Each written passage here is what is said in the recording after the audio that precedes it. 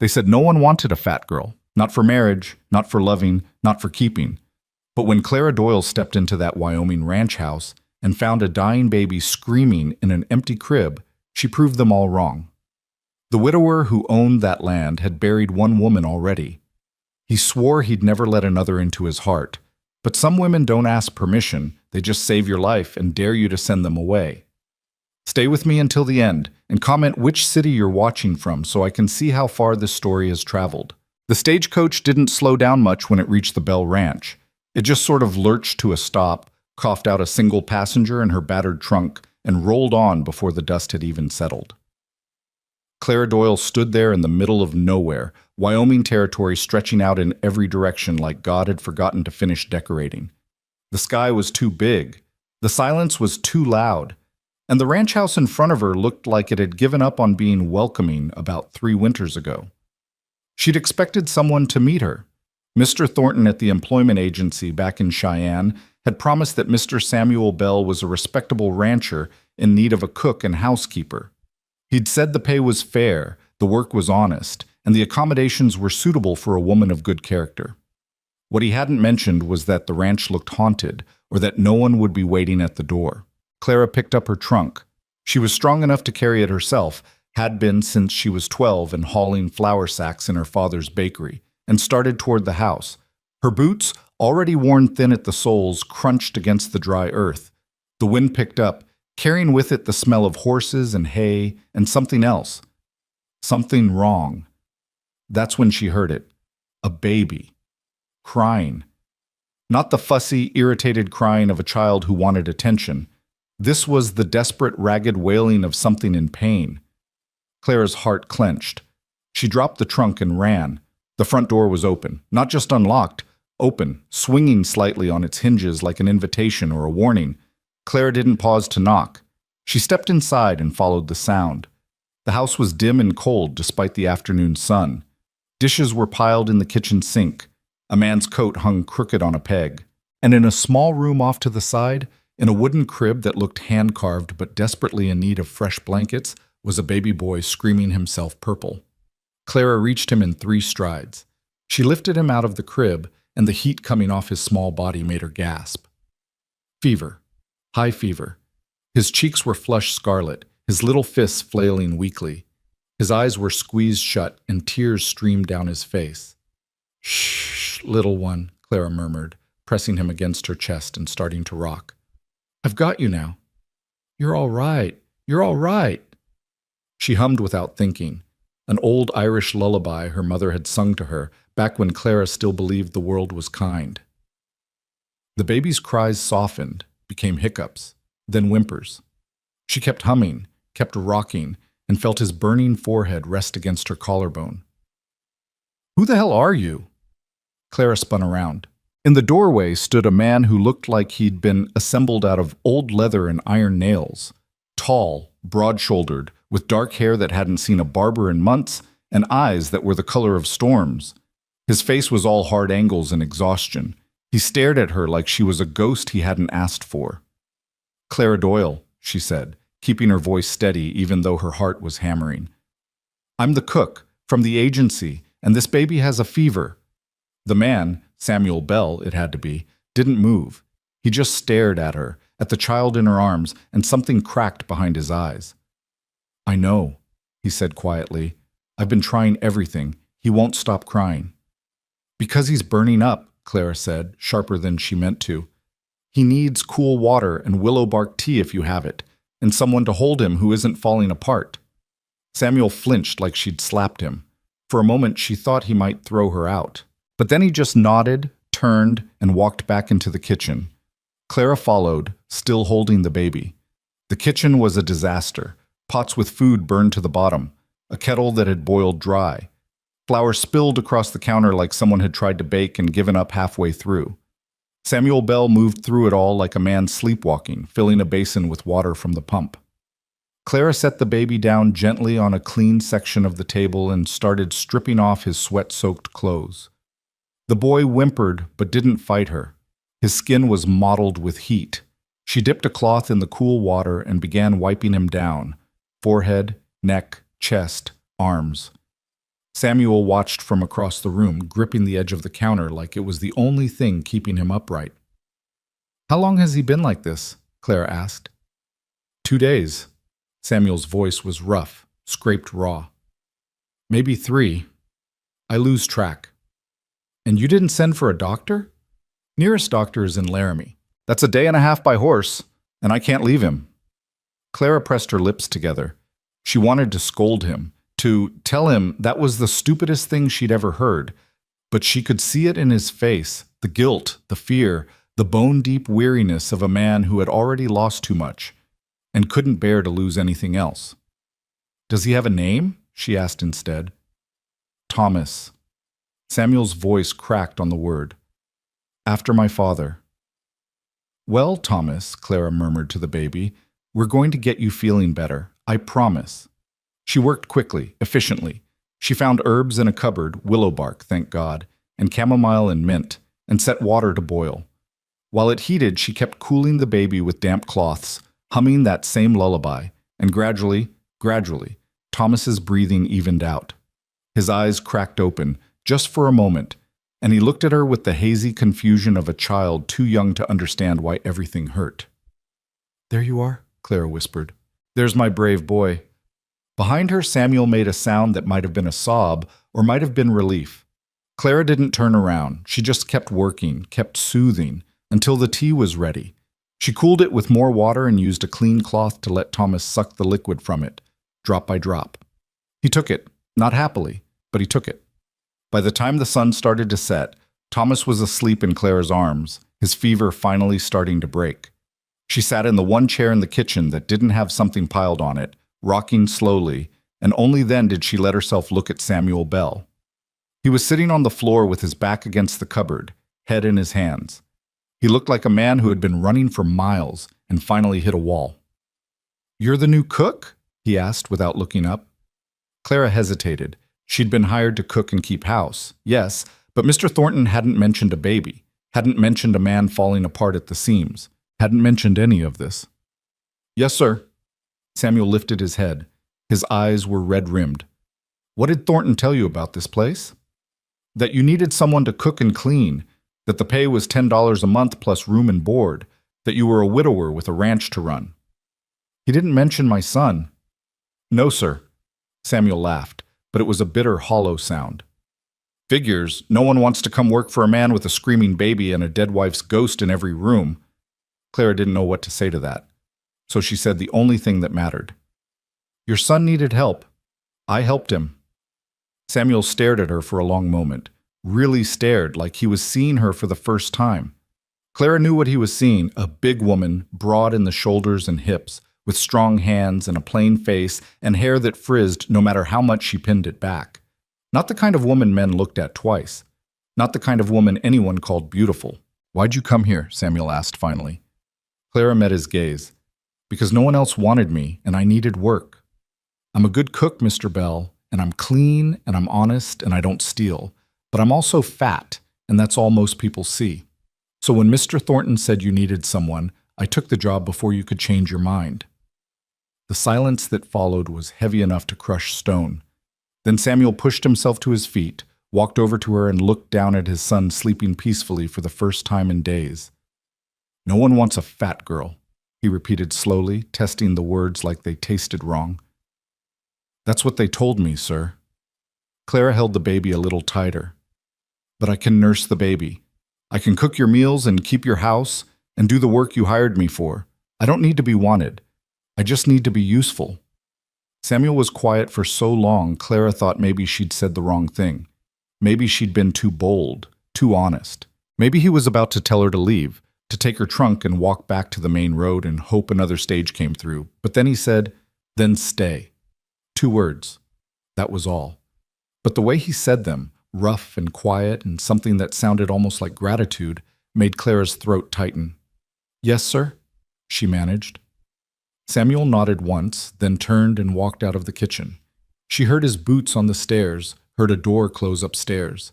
And then she was alone with Thomas, in a kitchen that smelled like sickness and burned food and the beginning of something she couldn't name yet. Clara looked down at the sleeping baby. "Well," she whispered. I guess we're staying. The next morning, Clara woke before dawn from habit. She'd been given a small room off the kitchen, probably meant for storage once, but someone had put a bed in it and a crate for a nightstand. It wasn't much, but it was hers. She dressed quickly, pinned her hair back as best she could, and went to check on Thomas. He was still asleep in his crib, his fever mostly gone, his breathing even and peaceful. Clara pressed a hand to his forehead and allowed herself a small moment of relief. Then she got to work. If she was going to stay here, the house needed to be livable. And if the house was going to be livable, it needed to be cleaned.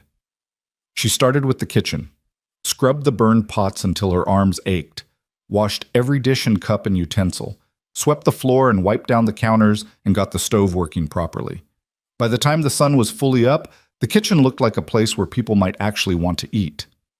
Next, she took inventory. The pantry was a mess, flour and cornmeal and dried beans all mixed together, some of it crawling with weevils. She threw out what couldn't be saved and organized what could. There were eggs in the cold cellar and a side of bacon and some potatoes that were starting to sprout but could still be used. It wasn't much, but it was enough to make breakfast. She cooked the way her mother had taught her. Simple food, done well. Bacon fried crisp, eggs scrambled with a little milk, biscuits made from scratch and baked until they were golden. The smell filled the house, warm and rich and alive. Samuel came downstairs just as she was setting the table. He stopped in the doorway, staring at the kitchen like he didn't recognize it. "Good morning, Mr. Bell," Clara said briskly. "Breakfast is ready, and Thomas is sleeping. His fever's gone." Samuel didn't move. He just kept staring. "You did all this?" It needed doing. He walked to the table slowly, almost warily, and sat down. Clara served him a plate and poured him coffee. He picked up his fork, took a bite of the eggs, and closed his eyes. "This is good," he said quietly. "Thank you, sir." They ate in silence. Not the comfortable silence of old friends, but the careful silence of two strangers trying to figure out what the rules were. When Samuel finished, he stood, put his hat on, and headed for the door. "I'll be out with the cattle," he said without looking back. "If Thomas needs anything—" "I'll take care of him," Clara interrupted gently. "That's why I'm here." Samuel paused, nodded, and walked out. The days that followed fell into a rhythm. Samuel left at dawn and came back at dusk. Clara cooked and cleaned and cared for Thomas, who seemed to grow stronger every day. He started smiling when she picked him up, reaching for her hair with his chubby little fingers.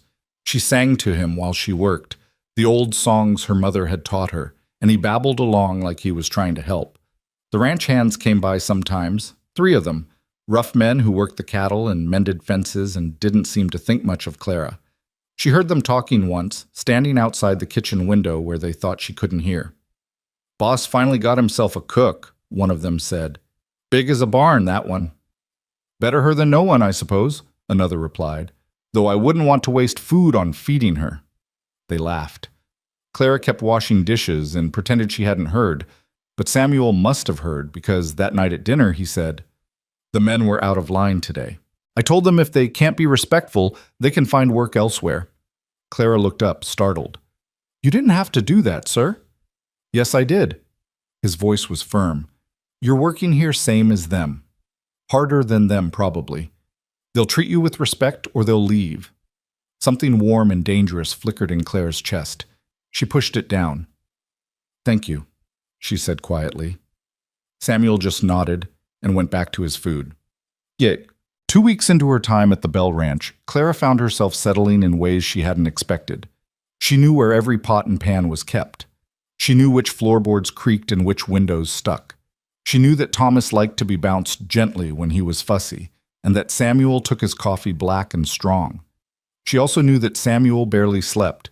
She heard him sometimes, late at night, pacing upstairs. Once, she heard him crying, deep, wrenching sobs that sounded like they were being torn out of him.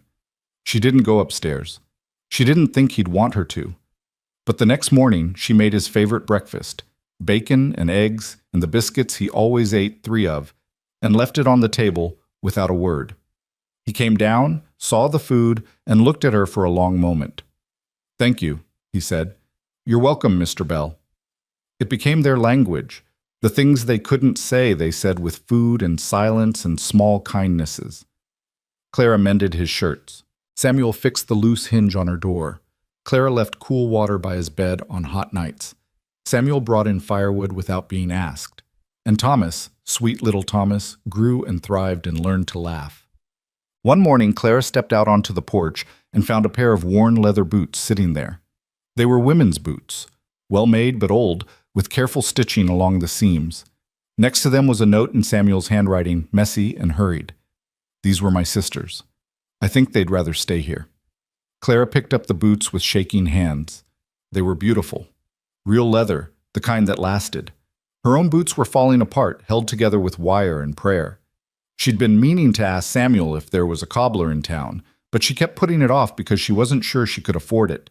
She carried the boots inside and sat down at the kitchen table. For a long time, she just held them, running her fingers over the smooth leather, and something inside her cracked open.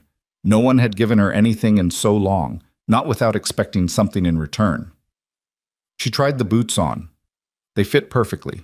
The next day she wore them, walking through the muddy yard with Thomas on her hip, head high and heart fuller than it had been in years. From somewhere up on the hill, she felt eyes on her. She looked up and saw Samuel sitting on his horse, watching her.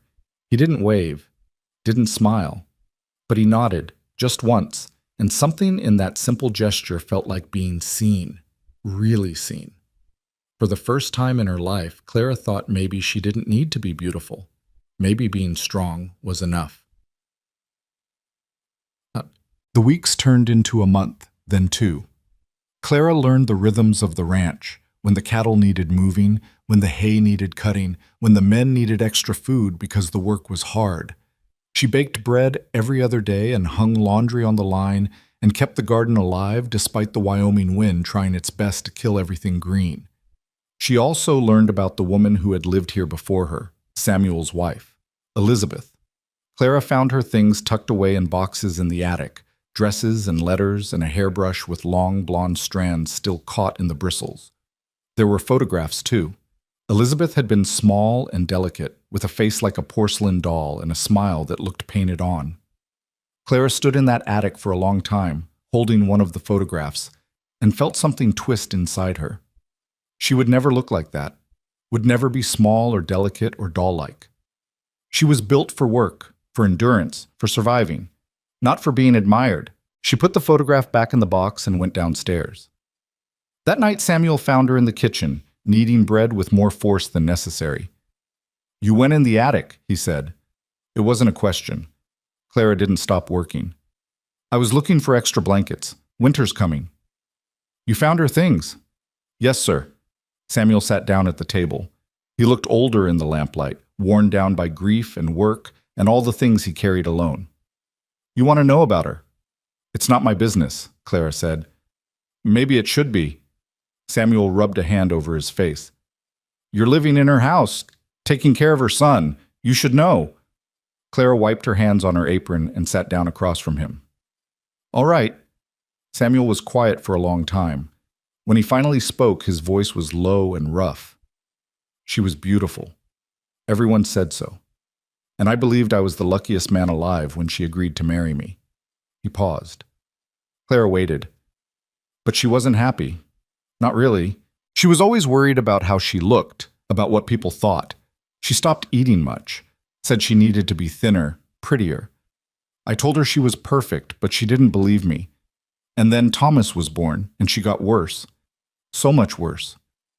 Clara's chest tightened. She knew where this was going. "She died 6 months ago," Samuel continued. "Wasted away to nothing. The doctor said her heart just gave out. But I know the truth. She starved herself trying to be something she thought I wanted. And I didn't stop her. I didn't know how." The silence that followed was heavy and terrible. Clara reached across the table and took Samuel's hand. His fingers were calloused and strong, and they gripped hers like she was the only solid thing in the world. "I'm sorry," she said. Samuel looked at their joined hands, then up at her face. "You're nothing like her." "I know. I mean that as a good thing." His voice was fierce now, almost angry. "You're strong, you're real. You take up space and you don't apologize for it. And Thomas, Thomas loves you. I see it every day. The way he reaches for you, the way he calms down when you hold him. Clara's eyes stung. He's a good boy. He is. Because you're taking care of him. Samuel's grip tightened. You're saving him, Clara. You're saving both of us. She didn't know what to say to that, so she just held his hand and let the silence speak for both of them. Autumn came hard and fast to Wyoming. The leaves turned gold and red, and the wind grew teeth. Clara spent her days preparing for winter, canning vegetables, salting meat, making sure there was enough wood stacked by the door. Samuel worked longer hours, moving the cattle to lower pastures, mending fences before the snow came. And through it all, Thomas grew. He learned to sit up on his own, to grab toys and shake them with delight. He learned to laugh, really laugh, the kind of deep belly laugh that made Clara's heart soar. He learned to say "Ma," though Clara always corrected him gently. "I'm not your mama, sweetheart, just Clara." But he kept saying it anyway, and eventually she stopped correcting him. One evening, Samuel came in from the cold and found Thomas asleep in Clara's arms as she rocked by the fire. He stood in the doorway for a long time, just watching, and when Clara looked up, she saw something in his face that made her breath catch. "What?" she asked softly. Samuel shook his head. "Nothing, just you look right there. The two of you." Clara's heart did something complicated. "He's easy to love." "Yeah." Samuel's voice was rough. "He is." He didn't say anything else, but he didn't have to. The way he looked at her, like she was something precious and unexpected, said enough. "Dad." The first snow came in late October, dusting the ranch in white and turning the world quiet. Clara stood on the porch with Thomas bundled in her arms, watching the flakes fall, and felt something she hadn't felt in years. Peace. She belonged here, in this house, on this ranch, with this baby in her arms and this quiet, broken man who was slowly learning to be whole again. She didn't know how long it would last, didn't know if Samuel would ever see her as more than the cook who saved his son. But for now, it was enough. Inside, the kitchen was warm, bread was rising by the stove, stew was simmering in the pot. And somewhere upstairs, Samuel was fixing the window latch she'd mentioned yesterday.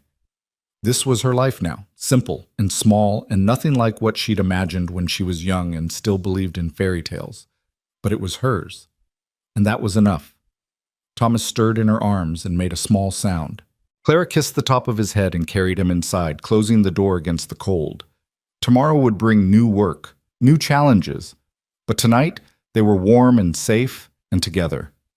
And for Clara Doyle, who had been told her whole life that no one wanted a fat girl, that was more than she'd ever dared to hope for.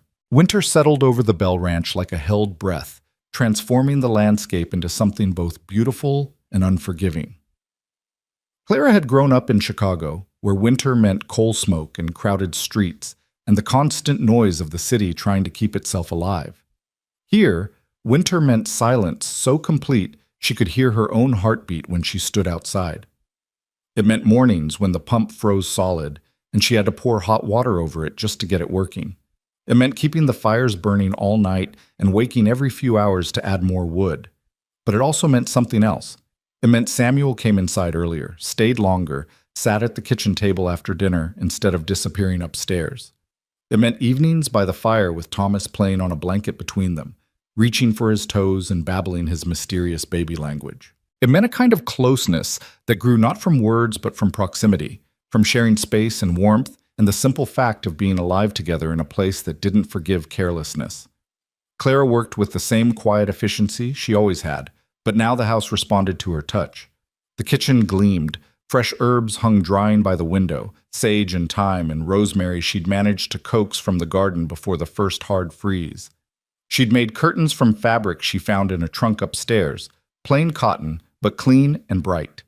She'd organized the pantry with military precision and could put her hand on anything she needed in the dark. The ranch hands still whispered, but now when Samuel was around, they kept their mouths shut and their eyes down. Clara had heard him dressing down one of them, a man named Garrett who'd made a crude joke about keeping the cook warm at night, and Samuel's voice had been cold enough to freeze the words in the air. "That's the woman keeping this ranch running while you're out getting drunk in town," Samuel had said. You'll show her respect or you'll pack your gear and leave. Your choice. Garrett had chosen to stay, but he never looked at Clara again except to nod politely when she brought food out to the bunkhouse. She appreciated Samuel's protection, but she didn't need it the way he seemed to think she did. Clara had survived worse than crude jokes from cowboys. She'd survived her father drinking away the bakery. She'd survived her mother's death in the streets of Chicago and 100 jobs where people treated her like furniture. She'd learned long ago that you didn't survive by being fragile. You survived by being necessary, and she'd made herself necessary here. One morning in early November, she found Samuel in the barn before dawn, struggling with a cow that was calving wrong. She'd come out to fetch eggs and heard him cursing, saw the lantern light spilling through the barn door. "Mr. Bell," she called. "Stay back," he grunted. "This isn't something you need to see." Clara ignored him and came closer. The cow was on her side, breathing hard, eyes rolling white with pain. Samuel had his shirt sleeves rolled up and blood on his hands. The calf was stuck, presenting wrong, and the cow was tiring fast. "You need help," Clara said. "I've got it." "No, you don't." She set down her egg basket and rolled up her own sleeves. "My father kept pigs. I've done this before. Your hands are too big. Mine aren't." Samuel looked at her, jaw tight, pride warring with desperation. The cow bellowed. The decision made itself. "Tell me what to do," Clara said.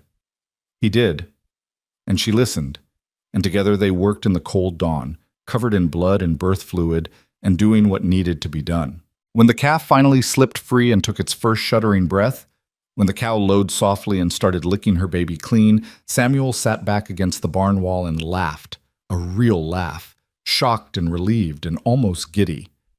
"I'll be damned," he said. "You really did help birth pigs." "Told you."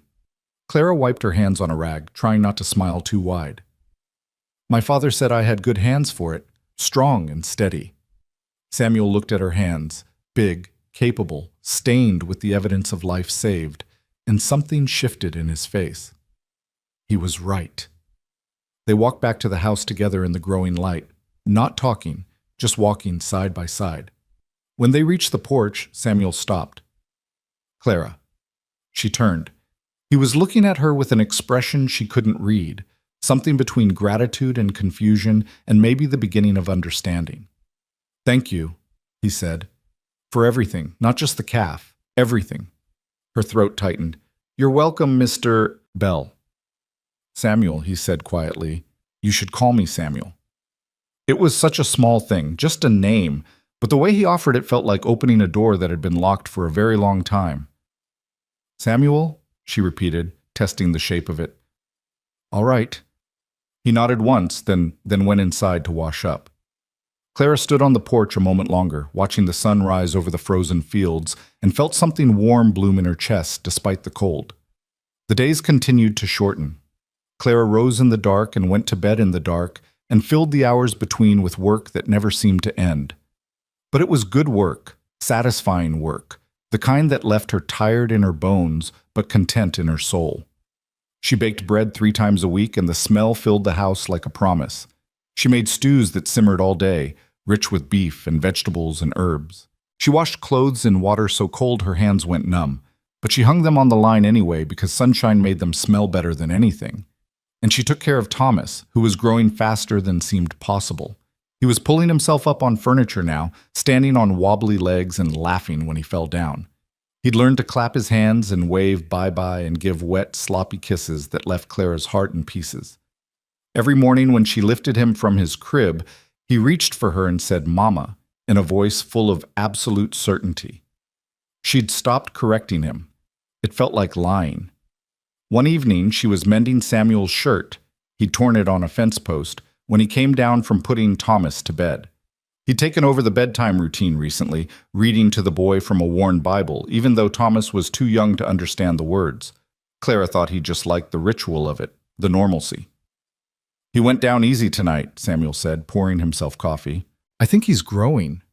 "Of course he's growing. He eats like a horse." Clara bit off the thread and held up the shirt, checking her work. "There. Good as new." Samuel took the shirt, running his thumb over the neat stitches. "You didn't have to do that." Your other shirts all have holes too. Someone has to keep you decent. He smiled, small and quick. It was still a rare thing, his smile, and Clara had learned to treasure it when it appeared. My sister used to say the same thing, said I'd wear rags if she didn't watch me. The one whose boots I'm wearing? Yeah. Hannah. Samuel sat down across from Clara, cradling his coffee. She died 3 years ago. Fever took her fast. She was only 26. Clara set down her sewing. I'm sorry. She would have liked you. Samuel's voice went soft. She didn't care what people looked like, just if they were kind. And you are. Kind, I mean. The compliment hit Clara like a stone to the chest. She didn't know what to do with it, how to hold it without breaking it. I just do what needs doing. That's what she always said too. Samuel looked at her over the rim of his cup, and his eyes were dark and thoughtful. You remind me of her sometimes. The way you move through the world, like you're not asking permission. Clara felt her face heat. I learned a long time ago that waiting for permission means you wait forever. Smart woman. They sat in comfortable silence after that, the kind of silence that felt like a conversation all its own. Outside, the wind picked up, rattling the windows. Inside, the fire crackled and popped. Thomas made a small sound upstairs, then settled. The house creaked the way old houses do, adjusting to the cold. Clara picked up another shirt to mend. Samuel watched her work, and she could feel his gaze like warmth on her skin. Why'd you really come here? He asked suddenly. I know what you said before about needing work, but there's work in the cities. Why come all the way out here? Clara's hand stilled. She could lie, could give him the easy answer, but something about the quiet and the firelight and the way he was looking at her made her want to tell the truth. Because I was tired, she said slowly. Tired of being looked at like I was taking up too much space. Tired of men who thought they could touch me because I was big and therefore desperate. Tired of other women who looked at me like I was a warning about what not to become. She met his eyes. Out here, I thought maybe there'd be room for me. Room to just be. Samuel was quiet for a long moment. Then he said, There's room here. All the room you need. Something in Clara's chest cracked open. She nodded, not trusting her voice, and went back to her mending. The next morning, she found a pair of worn leather gloves on the kitchen table.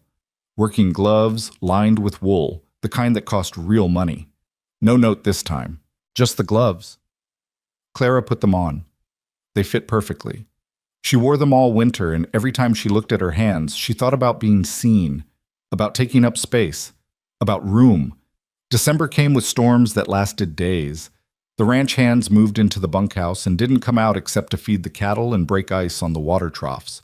Samuel worked himself to exhaustion, coming in at night so cold Clara had to practically push him into a chair by the fire. She'd have hot food waiting, soup or stew or roasted meat with potatoes, and coffee so strong it could wake the dead. You're going to kill yourself, she told him one night when he stumbled in after dark, his face gray with exhaustion. Cattle need tending. The cattle will survive one day without you. You won't survive many more like this. Samuel just looked at her, too tired to argue. She brought him food and stood over him until he ate every bite. When he was done, she took the plate and said, Tomorrow you're sleeping until sunrise. I'll get the hands to cover the morning feeding. Clara, don't argue with me, Samuel Bell. I've kept this house running and your son alive and you fed for 3 months now. I think I've earned the right to tell you when you're being stupid. He blinked at her. Then slowly he started to laugh. Yes, ma'am. Good. She turned back to the sink. Now go to bed before you fall over. He went, but she heard him chuckling all the way up the stairs. The next morning, true to her word, she let him sleep. She bundled Thomas up warm, went out to the bunkhouse, and informed the hands in a voice that brooked no argument that they'd be covering the morning work. Boss is exhausted and needs rest, she said. Any man who has a problem with that can take it up with me. Nobody had a problem with it. When Samuel finally came down around mid-morning, Clara had breakfast waiting. He sat down without a word, and she could see the tension in his shoulders had eased just slightly. Thank you, he said quietly. Eat your eggs. He did. And when he left to check on the cattle, he squeezed her shoulder as he passed, brief and warm and gone before she could react. But she felt it for hours afterward, that small touch that said more than words ever could. Christmas approached, though it was hard to feel festive when the world was frozen and gray. Clara had never put much stock in Christmas. It had always been just another day in her life, another day to work and survive. But Thomas was here now, and even though he was too young to understand, she wanted to make it special somehow. She baked cookies shaped like stars and trees, using cookie cutters she found in the back of a cupboard.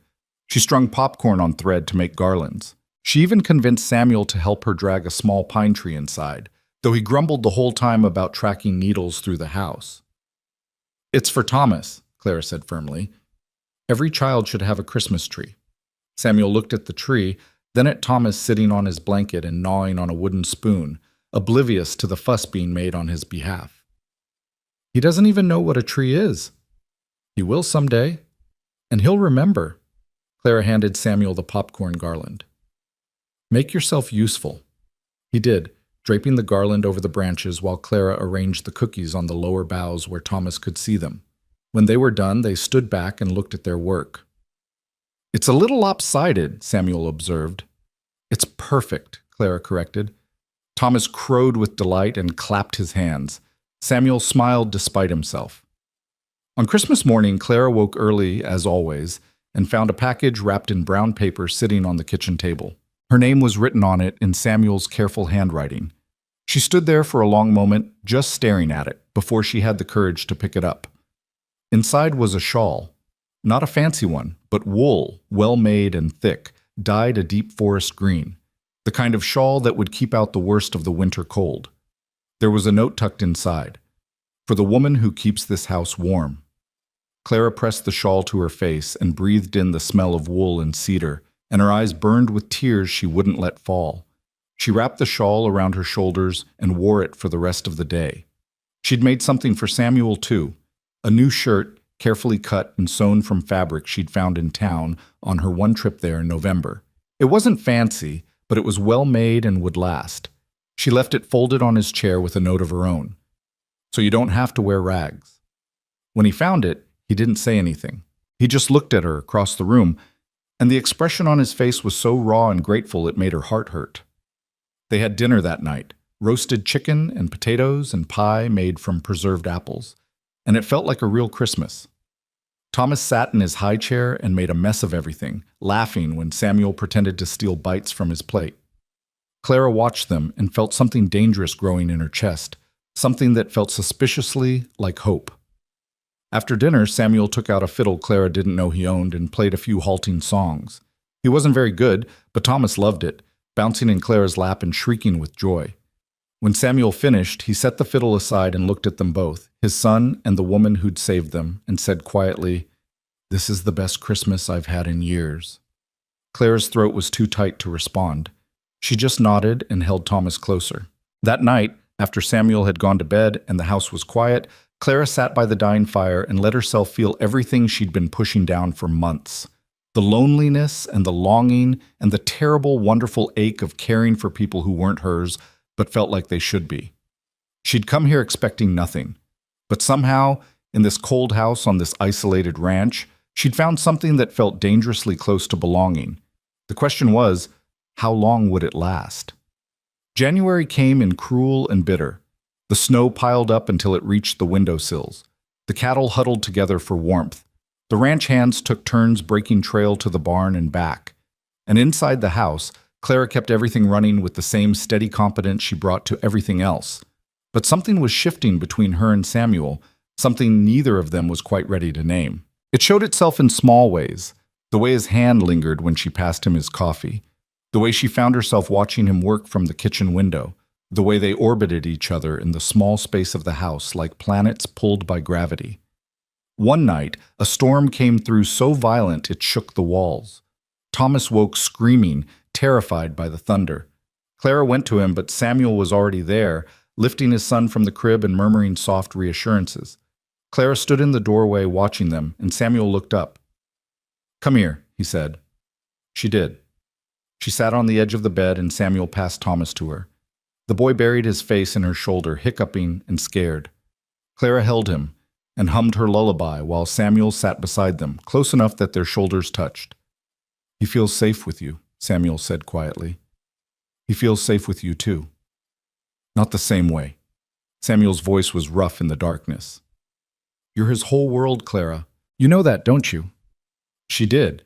She'd known it for weeks, but hadn't let herself think about it too hard, because thinking about it meant thinking about the day when this might all end.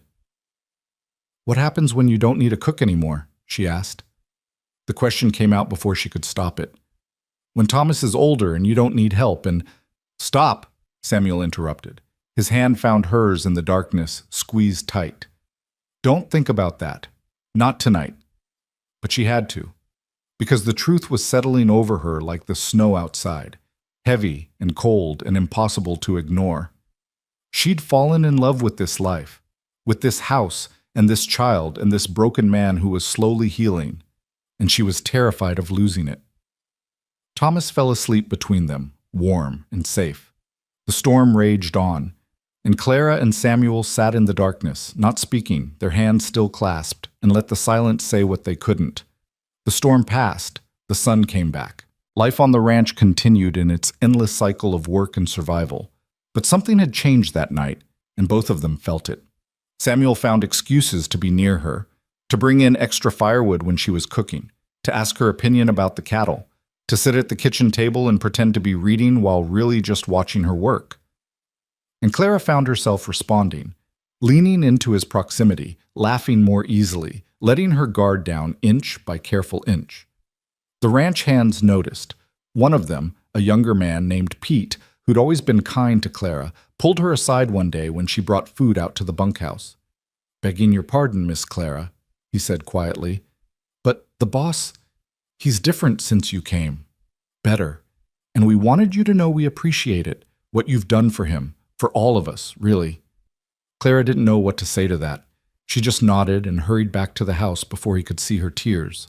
That night she wrote a letter to her cousin in Chicago, the only family she had left.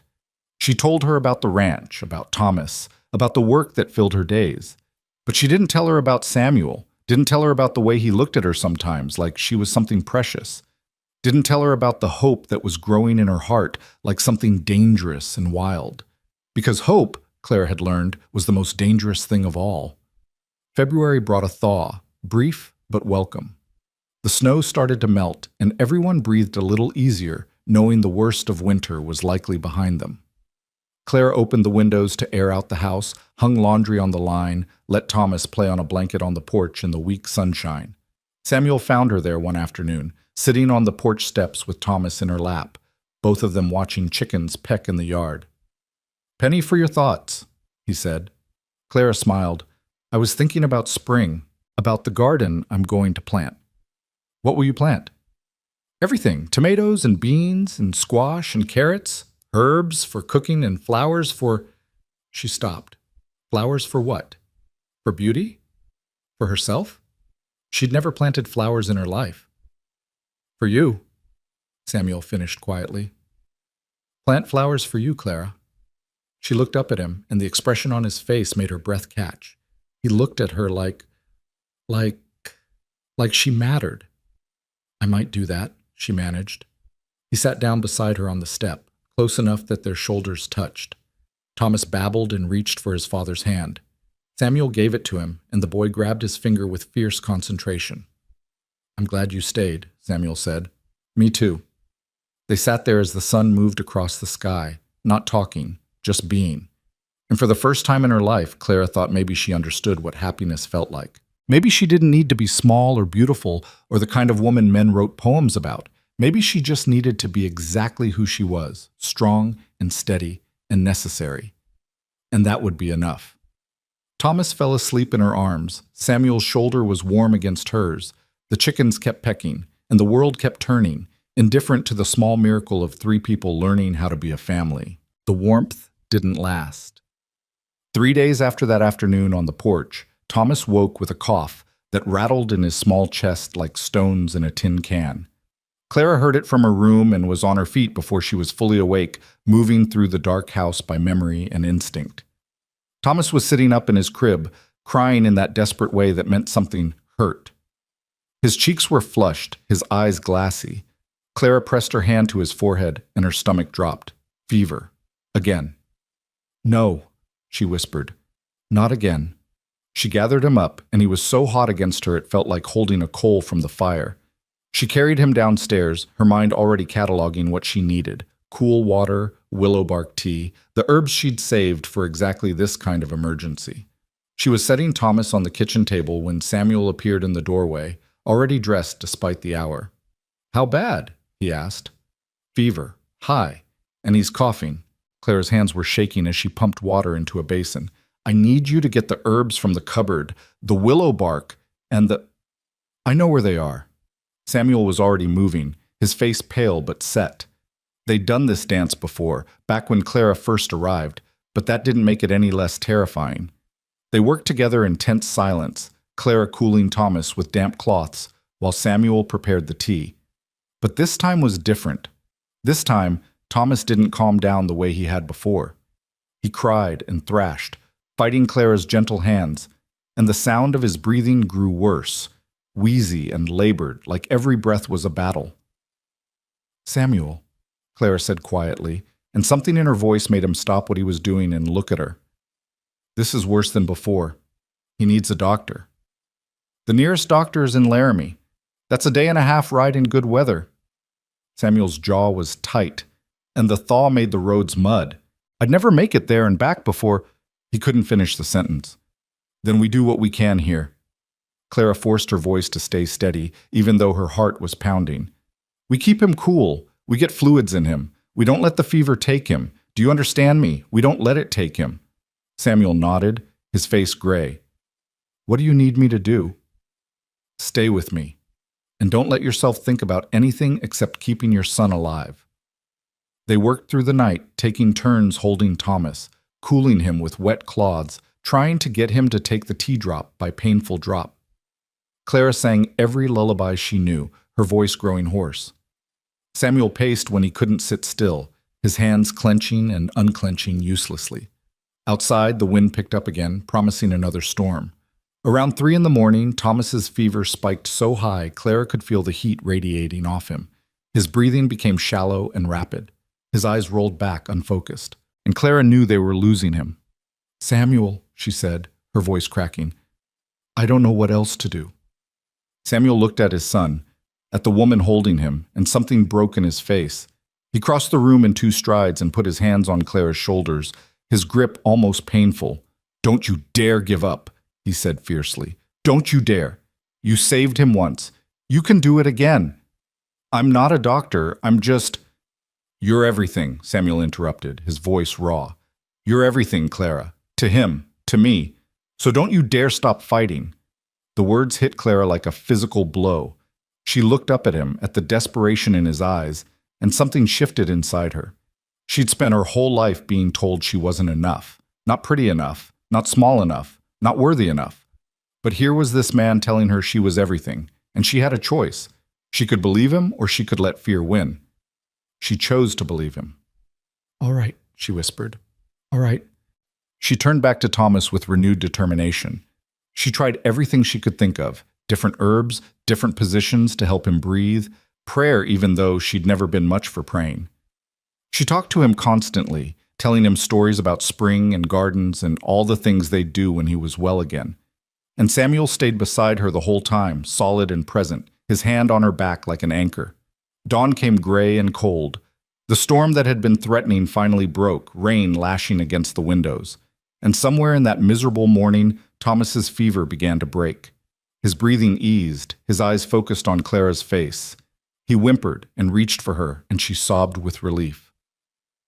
That's it, sweetheart, she whispered, tears streaming down her face. That's my brave boy. Come back to us. Samuel made a sound like a wounded animal and pressed his forehead against Clara's shoulder. She felt his whole body shaking and realized he was crying, deep, wrenching sobs that he'd probably been holding back all night. He's all right, Clara said softly, one hand on Thomas and the other reaching back to grip Samuel's arm. He's going to be all right. They stayed like that for a long time, the 3 of them tangled together in the gray morning light, exhausted and wrung out but alive. When Samuel finally pulled back, his eyes were red and his face was wet, and he looked at Clara like she'd performed a miracle. You saved him, he said hoarsely. Again. We saved him, Clara corrected. Together. Thomas fell asleep in her arms, finally peaceful. Clara carried him upstairs and tucked him into his crib, then stood there watching him breathe, unable to quite believe the crisis had passed. Samuel came up behind her, close enough that she could feel the warmth of him. "Clara," he said quietly. She turned. He was looking at her with an expression she'd never seen before, raw and open and terrified and something else. Something that made her breath catch. "I can't lose him," Samuel said. "I can't. And I—" He stopped, swallowed hard. "I can't lose you either." The confession hung in the air between them, dangerous and true. Clara's heart was pounding so hard she thought it might break her ribs. "You won't," she managed. "I'm not going anywhere. Promise me." His voice was urgent now, almost desperate. "Promise me you'll stay.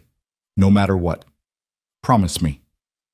Clara opened her mouth to answer, but before she could, Samuel did something she never expected. He reached out and pulled her into his arms, holding her so tight she could barely breathe. She stood frozen for a moment, shocked, before her body caught up with her mind and she wrapped her arms around him too. They stood there in Thomas's room, holding each other like drowning people, and Clara felt something crack open inside her chest.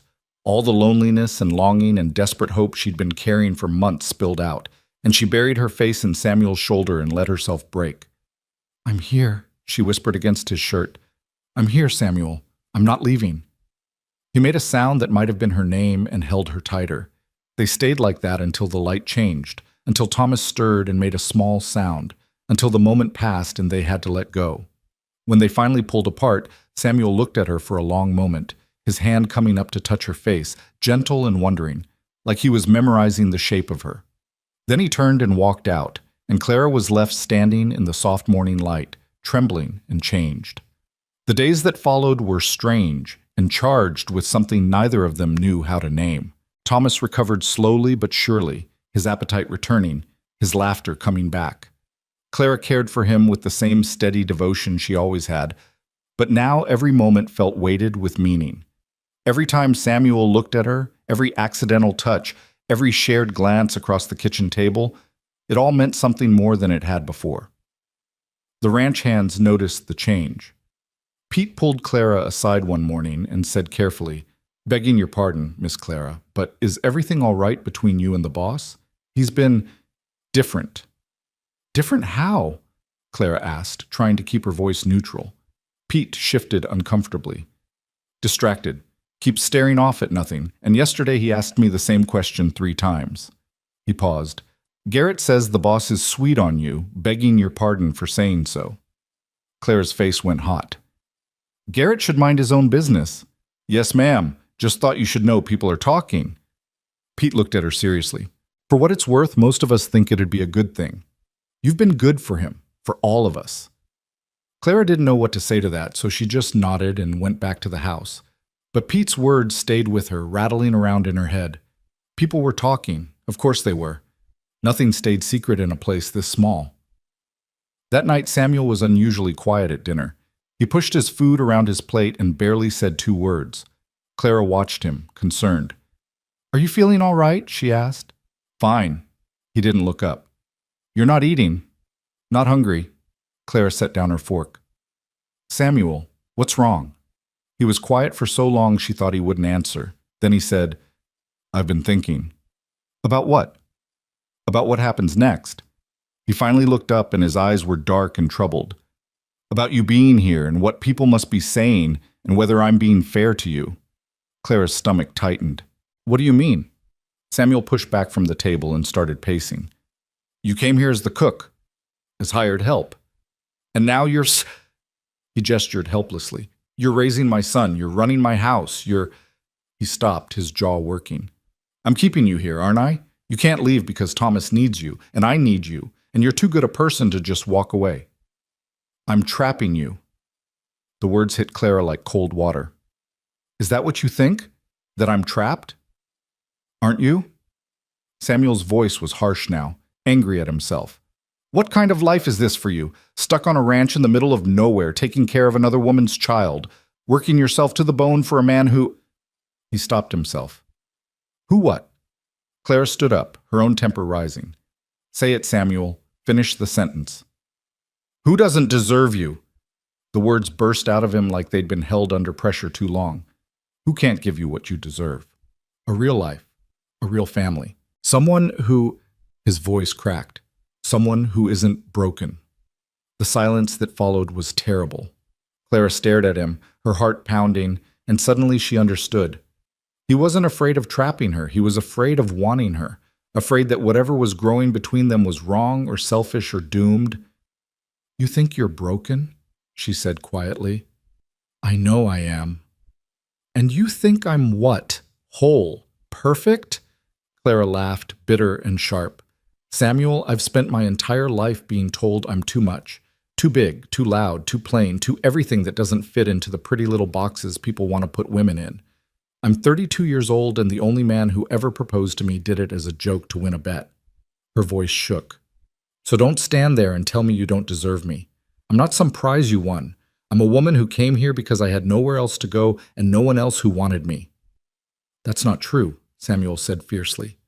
Isn't it? Clara's eyes burned. You hired me because I was desperate and you were desperate and neither of us had any other options. That's the truth of it. Samuel crossed the room in 3 strides and grabbed her shoulders. No, he said, his voice low and intense. I hired you because Thornton said you were the best cook he'd ever placed and the hardest worker he'd ever met. I hired you because I needed help and you needed work. But you stayed. You stayed, Clara, because you chose to. Because you're good and kind and strong, and you make this house feel like a home again. His hands tightened. And I want you here, not because I need a cook or Thomas needs a nursemaid. I want you here because He stopped, breathing hard. Because you what? Clara whispered. Samuel's face was anguished. Because I'm falling in love with you, and it terrifies me. The confession hung between them like something fragile and dangerous. Clara's breath caught in her throat. Samuel was looking at her like she might disappear, his hands still on her shoulders, his face raw with honesty. I didn't mean for it to happen, he continued, the words coming faster now like he couldn't stop them. I told myself I'd never let anyone in again after Elizabeth, that it wasn't fair to anyone, that I'd just hurt them the way I hurt her. But then you came and you saved my son, and you brought life back into this house, and His voice broke. I can't stop thinking about you, can't stop watching you, can't imagine this place without you in it. And I hate myself for it because you deserve better than a broken widower and a ranch in the middle of nowhere and a life spent taking care of other people's messes. Clara was crying now, tears streaming down her face. That's not what this is. Then what is it? Samuel's voice was desperate. Tell me, Clara, what is this? She reached up and put her hands over his, still gripping her shoulders. It's a life, she said simply. Maybe not the life I imagined when I was young and stupid and believed in fairy tales, but it's real, and it's mine, and I chose it. I chose Thomas. I chose this house. And She took a shaky breath. I chose you, Samuel. I didn't mean to, but I did. Samuel's eyes widened. Clara, I fell in love with you too, she interrupted, the words tumbling out now that she'd started. Somewhere between the first night when we saved Thomas together and the morning you left me your sister's boots and all the quiet moments in between. I fell in love with your kindness and your strength and the way you try so hard to do right by everyone even when it breaks you. And yes, you're broken. So am I. But maybe that's all right. Maybe broken people fit together better anyway. For a moment, Samuel just stared at her. Then he pulled her close and kissed her. It wasn't gentle or romantic or like anything Clara had ever imagined a first kiss would be. It was desperate and clumsy and tasted like salt from both their tears. But it was real, and that made it perfect. When they finally pulled apart, both breathing hard, Samuel pressed his forehead against hers. I don't know how to do this, he whispered. I don't know how to love someone without ruining it. Neither do I, Clara admitted. So we'll figure it out together. What if I fail you? What if I fail you? Clara cupped his face in her hands. We're both scared, Samuel. That's all right. Being scared means we have something worth protecting. He kissed her again, softer this time, and Clara felt something inside her settle. This was real. This was happening. After 32 years of being told she wasn't enough, someone was choosing her. Not despite who she was, but because of it. They stood there in the kitchen for a long time, holding each other as the fire burned low and the night deepened around them. Eventually, they heard Thomas stirring upstairs, and Clara reluctantly pulled away. "I should check on him," she said. Samuel caught her hand. "Clara, I meant what I said, about loving you." She smiled, her first real smile since the conversation started. "I know. I meant it too." She went upstairs to tend to Thomas, and Samuel stood alone in the kitchen, looking around at the home Clara had built from the wreckage of his grief. The clean counters and hung herbs and curtains she'd sewn, the warmth and life and love she'd brought back into every corner. He'd been so afraid of wanting her, afraid that it was too soon after Elizabeth, afraid that he was being selfish, afraid that he'd somehow taint something good by touching it. But Clara was right. They were both broken, and maybe that meant they understood each other in ways whole people never could. Upstairs, Clara lifted Thomas from his crib and held him close, breathing in the sweet baby smell of him. He was almost fully recovered now, babbling and reaching for her face with his chubby hands. "Your father loves me," she whispered to him, testing the words. "And I love him. What do you think about that?" Thomas gurgled and patted her cheek, which Clara took as approval. But as she stood there in the darkness, rocking the baby and thinking about what had just happened, doubt began to creep in. Samuel had said he loved her, yes, but love and marriage were different things. Love and a future were different things. What if he woke up tomorrow and realized he'd made a mistake? What if this was just gratitude twisted into something that looked like love? What if she was setting herself up for the worst heartbreak of her life? She pushed the thoughts away and focused on Thomas, on the warm weight of him in her arms. Whatever happened tomorrow, she had tonight. She had this moment. And sometimes that had to be enough. The next morning, everything felt different and the same all at once. Samuel came down to breakfast and looked at Clara like he was seeing her for the first time, and she felt her face heat under his gaze. They moved around each other carefully, hyper-aware of every accidental touch, every shared glance. The air between them felt charged with possibility. But they didn't talk about what had happened. Not with the ranch hands coming and going, not with Thomas needing constant attention, not with the endless work of the ranch demanding every minute.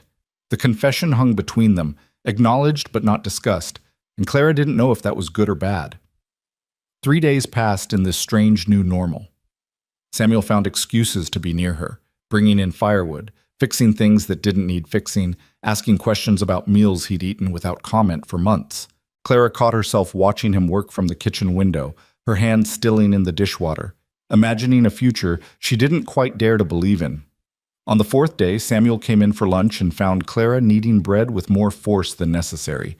He watched her for a moment, then said quietly, "You're angry." "I'm not angry." She punched the dough harder than she needed to. "Clara." She stopped, her hands buried in the dough, and fought the urge to scream. "You said you loved me." "I do." "Then why are we acting like nothing's changed?" The words burst out of her before she could stop them. Why are we tiptoeing around each other like we're afraid to break something? Why haven't we talked about what this means?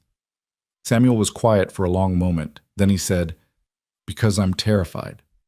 Clara turned to face him, flour dusting her arms. "Of what?" "Of rushing you. Of pushing you into something you don't really want. Of being selfish." He ran a hand through his hair, frustrated. "Elizabeth, she did what she thought I wanted. She tried to be something she wasn't because she thought that's what would make me happy. And it killed her, Clara. I won't do that to you." The confession hit Clara hard. She'd known Samuel felt guilty about his wife's death, but she hadn't understood the depth of it until now. "I'm not Elizabeth." "I know." "Do you?" Clara crossed her arms. "Because it seems like you're so afraid of repeating the past that you're not letting yourself have a future." Samuel flinched. "That's not fair." "Maybe not, but it's true." Clara took a breath, trying to calm down. "Samuel, I'm not some fragile thing that's going to break because you love me. I'm not going to starve myself or change myself or lose myself trying to be what you want. I'm too old and too stubborn for that. If you love me, you love me as I am, big and bossy and completely unsuitable for polite society. And if that's not what you want, then tell me now before I let myself hope for more." The silence that followed was terrible. Samuel stared at her, his face pale, and Clara braced herself for rejection.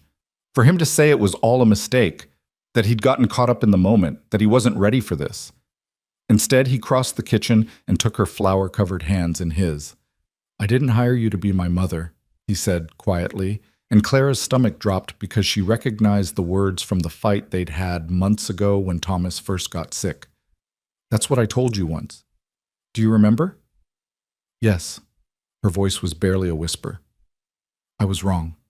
Samuel's grip tightened on her hands. "Not about what I said. You're not his mother, not by blood. But I was wrong about why it mattered. I was angry because I was falling for you even then, and it scared me. Because Thomas already loved you, and I was starting to, and I didn't know how to stop it." Clara's breath caught. "Samuel, let me finish." His voice was urgent now. "You asked me why we're not talking about what this means. Here's what it means to me. I want you to stay, not as the cook or the nursemaid or hired help. I want you to stay as—" He hesitated, like the words were almost too big to say. "As my wife. If you'll have me." The kitchen spun. Clara stared at him, sure she'd misheard. "What?" "I'm asking you to marry me." Samuel's voice was shaking. "I know I'm doing this all wrong. I don't have a ring, and we're standing in the kitchen covered in flour, and I'm making a mess of this, but I—" He stopped, swallowed hard. "I love you, Clara Doyle. I love your strength and your kindness and the way you take up space without apologizing for it. I love how you sing to my son and how you keep this house running and how you look at me like I'm not broken beyond repair. And if you say yes, I promise I'll spend the rest of my life trying to be worthy of you." Clara couldn't speak, couldn't think. Her whole body was shaking and her eyes were burning and her heart felt like it might explode. "But if that's not what you want," Samuel continued, his voice rough, "if this is too fast or too much, or if you need time, that's all right too. You can just stay as you are and I'll never mention it again and we'll—" "Yes," Clara interrupted. Samuel stopped mid-sentence. "What?" "Yes." Clara started laughing through her tears. "Yes, I'll marry you, you stupid, wonderful man. Yes." For a moment, Samuel just stared at her like he couldn't quite believe what he was hearing. Then he laughed, a sound of pure joy and relief, and picked her up, flour and all, and spun her around the kitchen. Clara shrieked and clung to him, laughing and crying at the same time. When he set her down, they were both breathless and grinning like fools. Samuel cupped her face in his hands and kissed her, and this time it was soft and sweet and full of promise. "I'm going to marry you," he whispered against her lips. "Yes, you are," Clara agreed. They stood there in the flour-dusted kitchen, holding each other, and for the first time in her life, Clara let herself believe in happy endings. The joy lasted exactly 3 hours before reality set in. Clara was washing dishes, her hand still trembling slightly from the proposal, when she heard boots on the porch and looked up to see Garrett standing in the doorway. He held his hat in his hands and his face was carefully neutral. "Begging your pardon, Miss Clara," he said. "But the boys and I were wondering if the boss is planning to go into town soon. We need supplies, and word is the pastor's wife is poorly. Thought maybe we should check in." Clara dried her hands on her apron. "I'll ask him at dinner." Garrett nodded but didn't leave. He shifted his weight, clearly uncomfortable. "There's something else, ma'am. Word's already spreading about you and the boss." He held up a hand before she could speak. "I'm not gossiping, ma'am. Just warning you. Mrs. Fletcher at the general store has a tongue that could strip paint, and she's been telling anyone who'll listen that it's unseemly, you being here alone with Mr. Bell and the baby. Now that you two are, it's going to get worse before it gets better." Clara's stomach tightened. She'd known this would happen, but somehow having it confirmed made it real in a way it hadn't been before. "Thank you for telling me." "Yes, ma'am." Garrett put his hat back on. "For what it's worth, most of us think Mrs. Fletcher should mind her own business. You've been nothing but proper, and the boss is happier than he's been since before Mrs. Bell passed. That should be enough for anybody." He left before Clara could respond. She stood at the sink, staring out the window at the gray March sky, and felt the first whisper of doubt creep back in. What would people say when they found out Samuel had proposed? Would they think she'd trapped him somehow? Used his grief and his son to secure herself a husband? Would they look at her and see a scheming woman instead of someone who just wanted to be loved? That evening, at dinner, Samuel noticed her quietness. After they'd eaten and put Thomas to bed, he found her sitting by the fire, staring into the flames. "What's wrong?" he asked, settling into the chair beside her. Clara didn't look at him. "Garrett says people are talking about us." "Let them talk." "Samuel, they're saying it's unseemly that I'm—" She stopped, unable to finish. "That you're what?" His voice had an edge to it now. "Taking advantage? Is that what they're saying?" "Among other things." Clara finally looked at him. "And they're not entirely wrong. I'm living in your house, taking care of your son, and now we're engaged. To people who don't know us, it looks like exactly what they think it is." Samuel's jaw tightened. "I don't care what it looks like to them." "But I do," Clara's voice cracked. "Because I've spent my whole life being judged for how I look, and now I'm going to be judged for this too. And part of me wonders if maybe they're right. Maybe I did take advantage somehow without meaning to. Maybe you're only proposing because you're grateful and lonely and—" "Stop." Samuel knelt in front of her chair, taking her hands. "Clara, look at me." When she did, his eyes were fierce. "I'm not proposing because I'm grateful. I'm not proposing because I'm lonely or because I need a mother for Thomas or because of any other reason except that I love you. Do you understand? I love you." "I know you think you do. I know I do," he interrupted firmly. "And if you're having doubts, that's all right. We can wait. We can take all the time you need. But don't let other people's opinions make you question what we have." Clara wanted to believe him, wanted to push away the doubt and just be happy. But it kept nagging at her, whispering that she wasn't good enough, that this was too good to be true, that eventually Samuel would wake up and realize his mistake. "What if you change your mind?" she whispered. Samuel's expression softened. "I won't." "But what if you do? What if 6 months from now or a year from now you meet someone more suitable and you regret—" "Clara," he said her name like a prayer. "There is no one more suitable. There's just you. And I'm not going to change my mind." She wanted to believe him.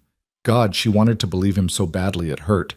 But the doubt had taken root, and she didn't know how to pull it out. That night, she lay awake in her small room, staring at the ceiling and thinking about Elizabeth. Beautiful, fragile Elizabeth who had starved herself trying to be what she thought Samuel wanted. Clara would never do that. She was too stubborn, too grounded in who she was. But was she making a different kind of mistake? Was she letting herself believe in something that couldn't last? The next morning, Samuel announced he needed to go into town for supplies. "Come with me," he said to Clara. "Both of you. Thomas needs to get out of the house, and you—" He paused. "I want people to see us together. I want them to know you're going to be my wife." Clara's first instinct was to refuse. She didn't want to face the stares and whispers, didn't want to see the judgment in people's eyes. But then she looked at Samuel's face, saw the determination there, and realized he was offering her something. Not just his name or his protection, but his public claim. He was telling her that he wasn't ashamed of wanting her, and that should mean something. "All right," she said quietly. "We'll come." The ride into town took most of the morning. Thomas sat on Clara's lap, fascinated by everything, pointing at birds and cattle and clouds.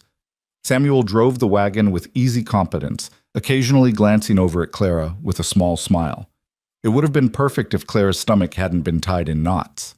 When they reached town, a collection of wooden buildings clustered around a main street that turned to mud whenever it rained, Samuel helped Clara down from the wagon with careful courtesy. She felt eyes on them immediately. A woman across the street stopped sweeping her porch to stare. 2 men outside the saloon exchanged looks and muttered to each other. Samuel took Thomas from Clara and offered her his arm. "Head high," he murmured. "You have nothing to be ashamed of." They walked down the street together, and Clara felt like she was running a gauntlet.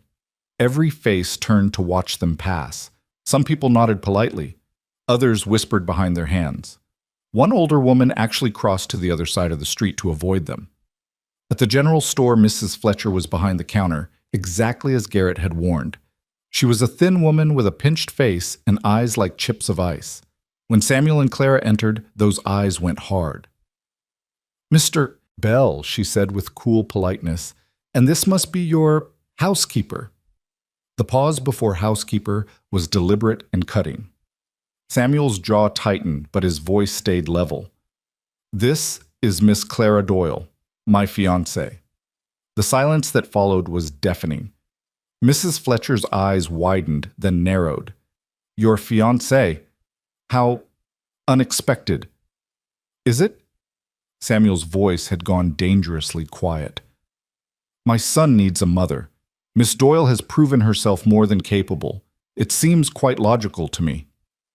Clara wanted to sink through the floor. The way he'd said it, practical and logical, like she was a business arrangement, made everything worse.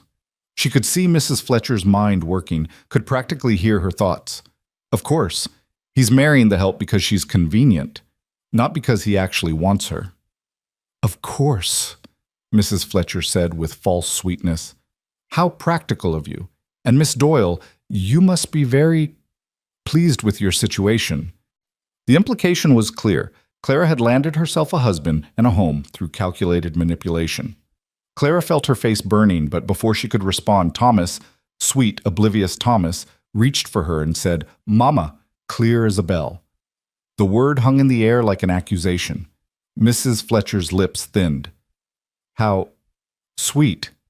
The child is already calling her mother. You work fast, Miss Doyle." Something in Clara snapped. She'd been prepared to endure the whispers and judgment silently, to keep her head down and let Samuel handle it. But this woman was standing there, implying Clara had somehow stolen a dead woman's place, and she was done being quiet about it. "Yes, he calls me Mama," Clara said, her voice steady and clear. "Because I'm the one who rocks him when he cries at night. I'm the one who sits up with him when he's sick. I'm the one who feeds him and bathes him and sings him to sleep. And if that makes me his mother in his eyes, then I'm honored. Because that little boy is the best thing that's happened to me in my entire life, and I don't care what anyone thinks about it." Mrs. Fletcher's mouth opened and closed like a fish. Samuel was staring at Clara with something like awe. And Thomas, bless him, grabbed a fistful of Clara's hair and laughed. "Now," Clara continued, "we came here for supplies. Are you going to help us, or should we take our business elsewhere?" For a moment, she thought Mrs. Fletcher might actually refuse. But then the woman's commercial instincts won out over her judgment, and she started gathering their order with tight-lipped efficiency. They left the store 15 minutes later with their supplies and their dignity intact. Samuel loaded the wagon while Clara held Thomas, and when they were done, he turned to her with a smile that could have lit the whole territory. "That was magnificent," he said. Clara felt shaky now that the confrontation was over. "I probably made it worse." "You made it better." Samuel touched her face gently. "You stood up for yourself. For us. For Thomas. That woman needed to hear it." "The whole town probably heard it." Clara managed a weak laugh. "Mrs. Fletcher isn't exactly known for keeping quiet." "Good. Let them hear it." Samuel helped her up into the wagon. "Let them all hear it. You're going to be my wife, Clara, and I'm proud of that." They were heading out of town when they passed the church. The pastor was outside talking to a group of women, and when he saw Samuel's wagon, he waved them down. "Mr. Bell," he called, "might I have a word?" Samuel pulled the wagon to a stop. Pastor Williams approached, a kind-faced man in his 50s with graying hair and gentle eyes. Clara had met him once before, shortly after she'd arrived, and he'd been nothing but courteous. "Pastor," Samuel said, tipping his hat, "I was sorry to hear your wife is unwell." "Thank you. She's improving, thank the Lord." The pastor looked at Clara, then back at Samuel. "I heard some interesting news in town today. About an engagement?" "That's right." Samuel's voice was firm. "Miss Doyle has agreed to marry me." Pastor Williams was quiet for a moment, studying them both. Then he said, "Might I speak frankly?" "Please do." "There are people in this town who are going to judge you for this, who are going to say things that aren't kind or fair." He looked at Clara directly now. "Miss Doyle, you're going to bear the brunt of it, I'm afraid. People will make assumptions about your character and your motives. It won't be easy." Clara lifted her chin. "I know. I'm sure you do. The pastor smiled slightly. I've been watching you these past months, Miss Doyle. I've seen how you care for young Thomas, how you've brought light back into Samuel's life, and I've seen how you carry yourself with dignity despite what some people say. He paused. What I'm trying to say is, if you two want to marry, I'll be honored to perform the ceremony, and anyone who has a problem with it can take it up with me. The kindness in his voice made Clara's throat tight. Thank you, she managed. When were you thinking? The pastor asked Samuel. Samuel looked at Clara. Whenever Clara wants. Tomorrow, if she'll have me. Clara laughed despite herself. Let's give people a little time to adjust to the idea. Maybe in a few weeks? A few weeks, then. Pastor Williams nodded. Come see me when you're ready to set a date. They parted ways, and as Samuel drove the wagon home, Clara felt something ease in her chest.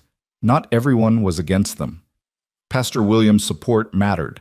In a small town, the pastor's opinion carried weight. Maybe this wouldn't be as impossible as she'd feared. But that evening, reality came crashing back. They were just sitting down to dinner when someone knocked on the door. Samuel opened it to find a man Clara didn't recognize. Well-dressed, older, with sharp eyes and a calculating expression. Mr. Bell, the man said, my name is Marcus Webb. I'm an attorney from Cheyenne, and I represent the interests of the late Mrs. Bell's family. Clara's blood ran cold. Samuel's face went carefully blank. What can I do for you, Mr. Webb? May I come in? Samuel stepped aside reluctantly. Webb entered, his eyes taking in everything, the clean kitchen, the evidence of a woman's touch, Clara standing there with Thomas on her hip. His gaze lingered on her, assessing and dismissive. I'll get straight to the point, Webb said, pulling out a sheaf of papers. Mrs. Bell's parents have been receiving concerning letters from residents of this town, letters suggesting that their grandson is being raised by a woman of questionable character, and that you, Mr. Bell, have become entangled with this woman in an inappropriate manner. That's a lie, Samuel said, his voice dangerous. Nevertheless, the Hawthorns are concerned. They've asked me to investigate the situation, and, if necessary, to take steps to ensure their grandson's welfare. Webb looked at Clara coldly. Including removing him from this environment. The room spun. Clara clutched Thomas tighter, and the boy whimpered, sensing her distress. Samuel moved to stand between her and Webb, his hands clenched into fists. You're not taking my son anywhere, he said. That's not for you to decide, Mr. Bell. The Hawthorns are prepared to petition for custody if they believe the child is in danger. He's not in danger. He's happy and healthy and loved. By a woman who is not his mother? Webb's voice was cutting. A hired servant who has, according to multiple witnesses, insinuated herself into your household and your affections with suspicious speed? The Hawthorns believe, and frankly, I'm inclined to agree, that this woman may have designs on the Bell family fortune. There is no fortune, Samuel said flatly. This is a working ranch. We're comfortable, but we're not wealthy. Nevertheless, Webb set the papers on the table. I've been authorized to offer Miss Doyle a sum of $500 to leave this territory and never contact you or the child again. Additionally, the Hawthorns would like to take custody of Thomas until such time as you can prove you're capable of providing an appropriate environment. The words hit Clara like physical blows. They were trying to buy her off. Worse, they were trying to take Thomas. She looked at Samuel and saw murder in his eyes. Get out, Samuel said, his voice low and deadly. Mr. Bell, be reasonable. I said, get out! Samuel's shout made Webb take a step back. That woman has saved my son's life twice. She's given him more love in 6 months than most children get in a lifetime. And I'm going to marry her, and there's not a damn thing you or the Hawthorns or anyone else can do about it. So you take your papers and your money and your threats, and you get off my property before I throw you off. Webb's face hardened. Very well, but this isn't over, Mr. Bell. The Hawthorns will petition for custody, and when they do, every unsavory detail of this situation will be aired in court. Your son will be taken from you, and you'll have no one to blame but yourself. He left, and the door closing behind him sounded like a gunshot. Samuel stood frozen for a moment, then turned and slammed his fist into the wall, leaving a hole in the plaster. Samuel, Clara started. They can't take him, Samuel said, his voice breaking. They can't. He's my son. Clara set Thomas in his chair and went to Samuel, putting her hand on his back. They won't. You heard what he said. They're going to drag us through court. They're going to make you look like... He couldn't finish. Like what I am, Clara said quietly. A woman who came here with nothing and fell in love with your son and with you. She turned him to face her. Samuel, if they think buying me off will work, they don't know me at all. And if they think they can take Thomas just because we love each other, then we'll fight them. Together. Clara, you don't understand. If this goes to court, they'll destroy your reputation. They'll say terrible things about you. Let them. Her voice was steady now, certain. I don't care what strangers think of me. I care about Thomas. I care about you. And I'm not going anywhere. Samuel stared at her, his eyes wet. Then he pulled her into his arms and held her so tight she could barely breathe. I don't deserve you. Probably not, Clara agreed, making him laugh despite everything. But you're stuck with me anyway. They stood there holding each other while Thomas played with his spoon, oblivious to the storm that had just blown through their lives. And Clara made a decision. She would fight for this family. She would fight for Thomas and for Samuel and for the life they were building together. And she wouldn't let anyone, not Mrs. Fletcher, not the Hawthorns, not the whole judgmental town, take it away from her. The next few days were tense. Samuel consulted with Pastor Williams and the local sheriff, trying to understand what legal rights the Hawthorns actually had. The answer wasn't comforting. As grandparents, they could petition for custody, especially if they could prove the child was in an unsuitable environment. And with half the town whispering about Samuel and Clara's unconventional arrangement, proving unsuitability wouldn't be hard. We need to get married, Samuel said one evening. Soon, before they can file their petition. If you're my wife, it makes their case much weaker. Clara had been expecting this, but it still made her stomach twist. You want to marry me to protect Thomas. I want to marry you because I love you, Samuel corrected firmly. But yes, it also protects Thomas. Is that wrong? No, Clara sighed. It's just, I always thought if I ever got married, it would be because someone wanted me. Not because I was useful. Samuel crossed the room and took her hands. Clara Doyle, you are the most infuriating woman I've ever met. You're stubborn and bossy, and you argue with me constantly. Is this supposed to be romantic? Clara asked dryly. Hush, I'm not done. Samuel's grip tightened. You're also the strongest person I know. You're kind without being soft. You're generous without being foolish. You make me laugh when I thought I'd forgotten how. And when I look at you, I don't see someone useful. I see someone necessary. Someone I can't imagine living without. He paused. So yes, marrying you protects my son, but that's not why I'm asking. I'm asking because I love you, and I want to spend my life proving it to you. Clara's vision blurred with tears. You really mean that? Every word.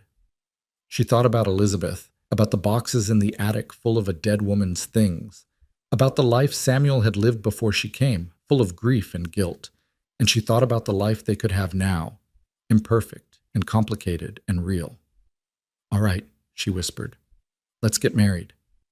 Samuel exhaled like he'd been holding his breath. When? As soon as possible. If we're doing this, let's do it right. They went to see Pastor Williams the next day. He listened to their situation gravely, then said, I can perform the ceremony next Sunday if that suits you. It gives people a week's notice, which is respectable, and it gives the Hawthorns less time to cause trouble. Thank you, Pastor, Samuel said. Williams looked at Clara. Are you certain about this, Miss Doyle? No one would blame you for walking away. This is going to get ugly. Clara thought about Thomas's laugh, about Samuel's rare smiles, about the home she'd built from nothing. I've never been more certain of anything in my life. The pastor nodded. Then may God bless you both. You're going to need it. The week that followed was surreal. Clara cleaned the house from top to bottom, as if making everything perfect could somehow ward off disaster. Samuel rode into town to file the marriage license and came back grim-faced, reporting that Webb was already asking questions and gathering testimony from anyone willing to speak against Clara. What are they saying? Clara asked. Does it matter? It does to me, Samuel sighed. That you're too familiar with me, that Thomas calling you mama is inappropriate, that you've taken over the house like you own it, that you're... He stopped. That I'm what? That you're too big to be a proper wife, that I must be marrying you out of desperation or because I need a servant I don't have to pay. His voice was hard with anger. They're saying terrible things, Clara, things that aren't true and aren't fair. Clara felt each word like a knife, but she kept her face still. She'd known this was coming. Anything else? They're saying I've dishonored Elizabeth's memory, that I moved on too fast, that Thomas should be with family who actually care about him. Samuel's hands were shaking. I'm sorry. I'm so sorry you have to hear this. It's not your fault. Clara's voice was steady, even though her heart was breaking. They're scared of what they don't understand. A woman like me ending up with a man like you. It doesn't fit their story about how the world works. So they have to make me the villain. You're not the villain. I know that. You know that. That's what matters. Clara straightened her shoulders. Let them talk. We're getting married anyway. But that night, alone in her room, Clara let herself cry. She cried for the girl she'd been who'd believed in fairy tales. She cried for all the years of being told she wasn't good enough. And she cried because even now, even with Samuel's love and Thomas's trust, part of her still believed the things people said about her. She was still crying when she heard a soft knock on her door. Clara? Samuel's voice was quiet. Can I come in? She wiped her face quickly. Yes. He entered, carrying something wrapped in cloth. In the lamplight, he looked tired and worried and devastatingly dear. I heard you crying. I'm fine. No, you're not. And that's my fault. He sat on the edge of her bed, improper, but they were past worrying about propriety now. I should have protected you from this. Should have found a way to make people see what I see when I look at you. And what's that? Clara's voice was barely a whisper. Someone extraordinary. Samuel set the wrapped bundle between them and carefully unfolded the cloth. Inside was a dress, cream-colored, simple but beautiful, with delicate embroidery at the collar and cuffs. Clara stared at it. What is this? It was Elizabeth's. Samuel's voice was quiet. She bought it for our 5th anniversary. Said she'd wear it when she was thin enough, but she never... He stopped, took a breath. I found it after she died, still wrapped up, never worn. Clara's throat closed. Samuel, I can't. I mended it, he interrupted. Let out the seams, made it bigger. It's not hers anymore. It was never really hers. She bought it for a person she was trying to become, and that person didn't exist. He looked at Clara directly. But you exist. You're real and solid and here. And I want you to have it. For the wedding, if you'll wear it. Clara touched the dress with trembling fingers. It was beautiful, the kind of dress she'd never imagined wearing. Why? Because you deserve beautiful things. Because I want to give them to you. And because... His voice cracked. Because Elizabeth would have wanted this. She would have wanted someone strong to love Thomas. Someone who wouldn't break under the weight of other people's expectations. She would have chosen you, Clara. I know she would have. The tears came again, but this time Clara let them fall. She picked up the dress and held it against herself, and even without trying it on, she could tell it would fit. Samuel had taken care to get every measurement right. It's the most beautiful thing anyone's ever given me, she whispered. Samuel touched her face, wiping away her tears with his thumb. You're the most beautiful thing anyone's ever given me. You and Thomas both. And I'm going to spend the rest of my life making sure you know it. He kissed her then, soft and sweet, and Clara felt something settle inside her. The doubts were still there, probably always would be, but so was this love that was real and complicated and worth fighting for. I'll wear it, she said when they pulled apart. For you, for Thomas, for Elizabeth, and for me. Samuel smiled, and it transformed his whole face. Then I'll be the luckiest man alive. He left her then, and Clara sat alone with the dress in her lap, running her fingers over the embroidery. She thought about Elizabeth, fragile and desperate and lost. She thought about the woman she'd been trying to become, starving herself for an impossible ideal. And she thought about herself, solid and strong and finally being chosen. Thank you, she whispered to the ghost of a woman she'd never met. I'll take care of them. I promise. The dress seemed to shimmer in the lamplight, like an answer, like a blessing, and Clara folded it carefully, placed it in her trunk, and went to sleep thinking about Sunday, when she would put it on and become Samuel Bell's wife. Sunday morning dawned cold and clear, the kind of spring day that promised warmth but delivered mostly wind. Clara woke before sunrise, as she always did, but this time her hands were shaking as she dressed. Today was her wedding day. Today she would become Mrs. Samuel Bell, and everything would change. She went through her morning routine mechanically, started the coffee, checked on Thomas, who was still sleeping, stared at the dress hanging on the back of her door. In the growing light, it looked almost ethereal, like something from a dream. She touched it once, lightly, then pulled her hand back. She wasn't ready to put it on yet. Wasn't ready to be transformed into a bride. Samuel found her in the kitchen an hour later, already dressed in his Sunday best, a dark suit that made him look formal and handsome and slightly uncomfortable. He stopped in the doorway when he saw her still in her everyday dress, flour on her hands from making breakfast. "You're baking," he observed. The hands need to eat. Wedding or not, they still need to eat. Clara. Samuel came closer, took the bowl from her hands and set it aside. "You don't have to do this." Her heart lurched. "Do what? Bake? Get married. If you're having second thoughts, if this is all too much, we can—" "Stop."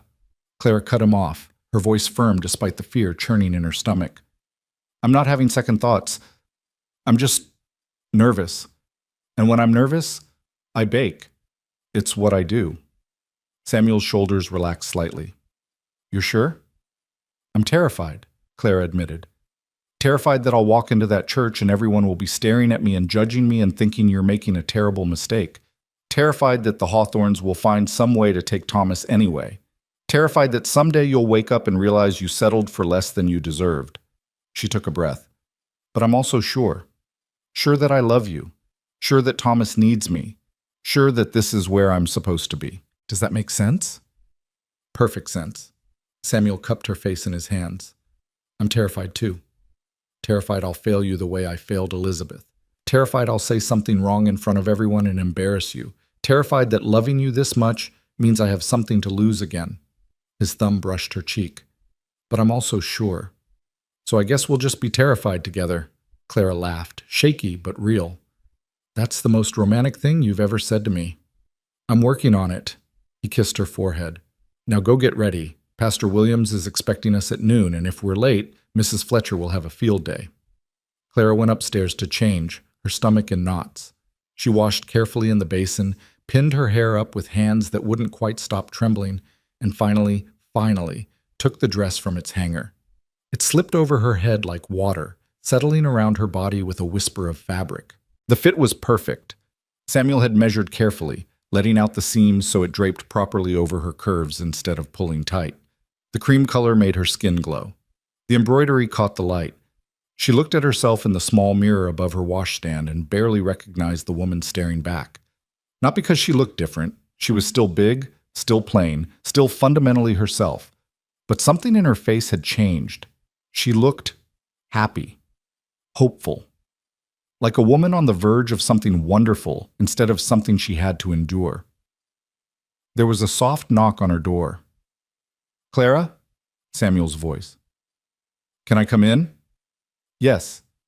He entered and stopped dead when he saw her. For a long moment he just stared, his expression unreadable.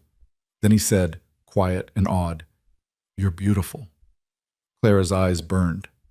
"I'm not. But thank you for saying it." "You are." Samuel crossed to her, and there was something fierce in his face now. "You're the most beautiful thing I've ever seen, and if anyone tries to tell you different today, they'll answer to me." He pulled something from his pocket, a small box, worn velvet. Inside was a ring, simple gold with a small pearl set in it. "It was my grandmother's," he said. "I know it's not much." "It's perfect." Clara's voice broke on the word. "Help me put it on?" He did, sliding it onto her finger with careful reverence. It fit like it had been made for her. Clara looked down at it, this physical proof that she was going to be someone's wife, and felt tears threatening again. "Don't cry," Samuel said softly. "You'll ruin your face." My face can't be ruined. It's already as good as it's going to get. Clara Doyle, if you insult my bride one more time, I'm going to have to defend her honor. Despite everything, Clara laughed. From who? Myself? If necessary. Samuel offered her his arm. Now come on, let's go get married before I lose my nerve. They went downstairs together. Thomas was awake now, dressed in his best clothes and babbling happily in Pete's arms. The ranch hand had volunteered to watch the baby during the ceremony, and he grinned when he saw Clara. You look real fine, Miss Clara, he said. The boss is a lucky man. Thank you, Pete. Clara kissed Thomas's forehead. You be good for Pete, sweetheart. Mama will be back soon. The word mama slipped out without thinking, but it felt right. More than right. Thomas patted her cheek and said, Mama back, and Clara's heart swelled so full she thought it might burst. The ride into town was quiet, both of them lost in their own thoughts. The sky was a brilliant blue, unmarred by clouds. The wind had died down to a gentle breeze. It was, Clara thought, a perfect day for a wedding, even if she was terrified. When they reached the church, there were more people gathered outside than Clara had expected. She recognized some faces, the blacksmith and his wife, the doctor who occasionally rode out to check on Thomas, several of the ranch hands who'd cleaned up and come into town for the occasion. But there were others too.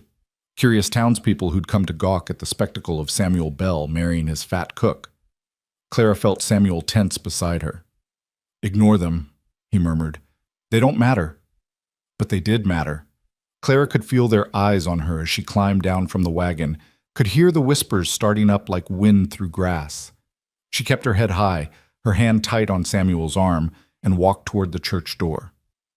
Mrs. Fletcher was standing near the entrance, her face pinched with disapproval. Well, she said loudly enough for everyone to hear, I suppose some people will do anything for security. Clara felt Samuel start to respond, but she squeezed his arm and spoke first. Yes, Mrs. Fletcher, some people will. I'm marrying for love and a home and a child who needs me. What did you marry for? The older woman's face went purple. Several people nearby snickered.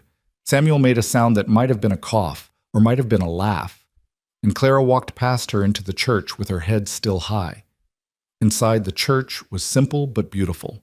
Wooden pews, sunlight streaming through the windows, wildflowers someone had placed on the altar. Pastor William stood at the front, serene and welcoming. A handful of people were already seated. The doctor and his wife, several ranching families Clara had met in passing, and in the very back, looking uncomfortable, Garrett and two other ranch hands. But in the front pew, on the bride's side where Clara had no family to sit, were three women she didn't recognize. They were dressed well, but not ostentatiously, and when they saw Clara, they stood up. The oldest of the three, a woman with silver hair and kind eyes, approached her. Miss Doyle, I'm Margaret Thompson. Pastor Williams told me about your situation, and I thought you might like some support today. She gestured to the other women. These are my daughters, Anne and Elizabeth. We'd be honored to stand with you, if you'll have us. Clara was so stunned she couldn't speak. These women, complete strangers, had come to support her, to make sure she wasn't alone on her wedding day. The kindness of it broke something open in her chest.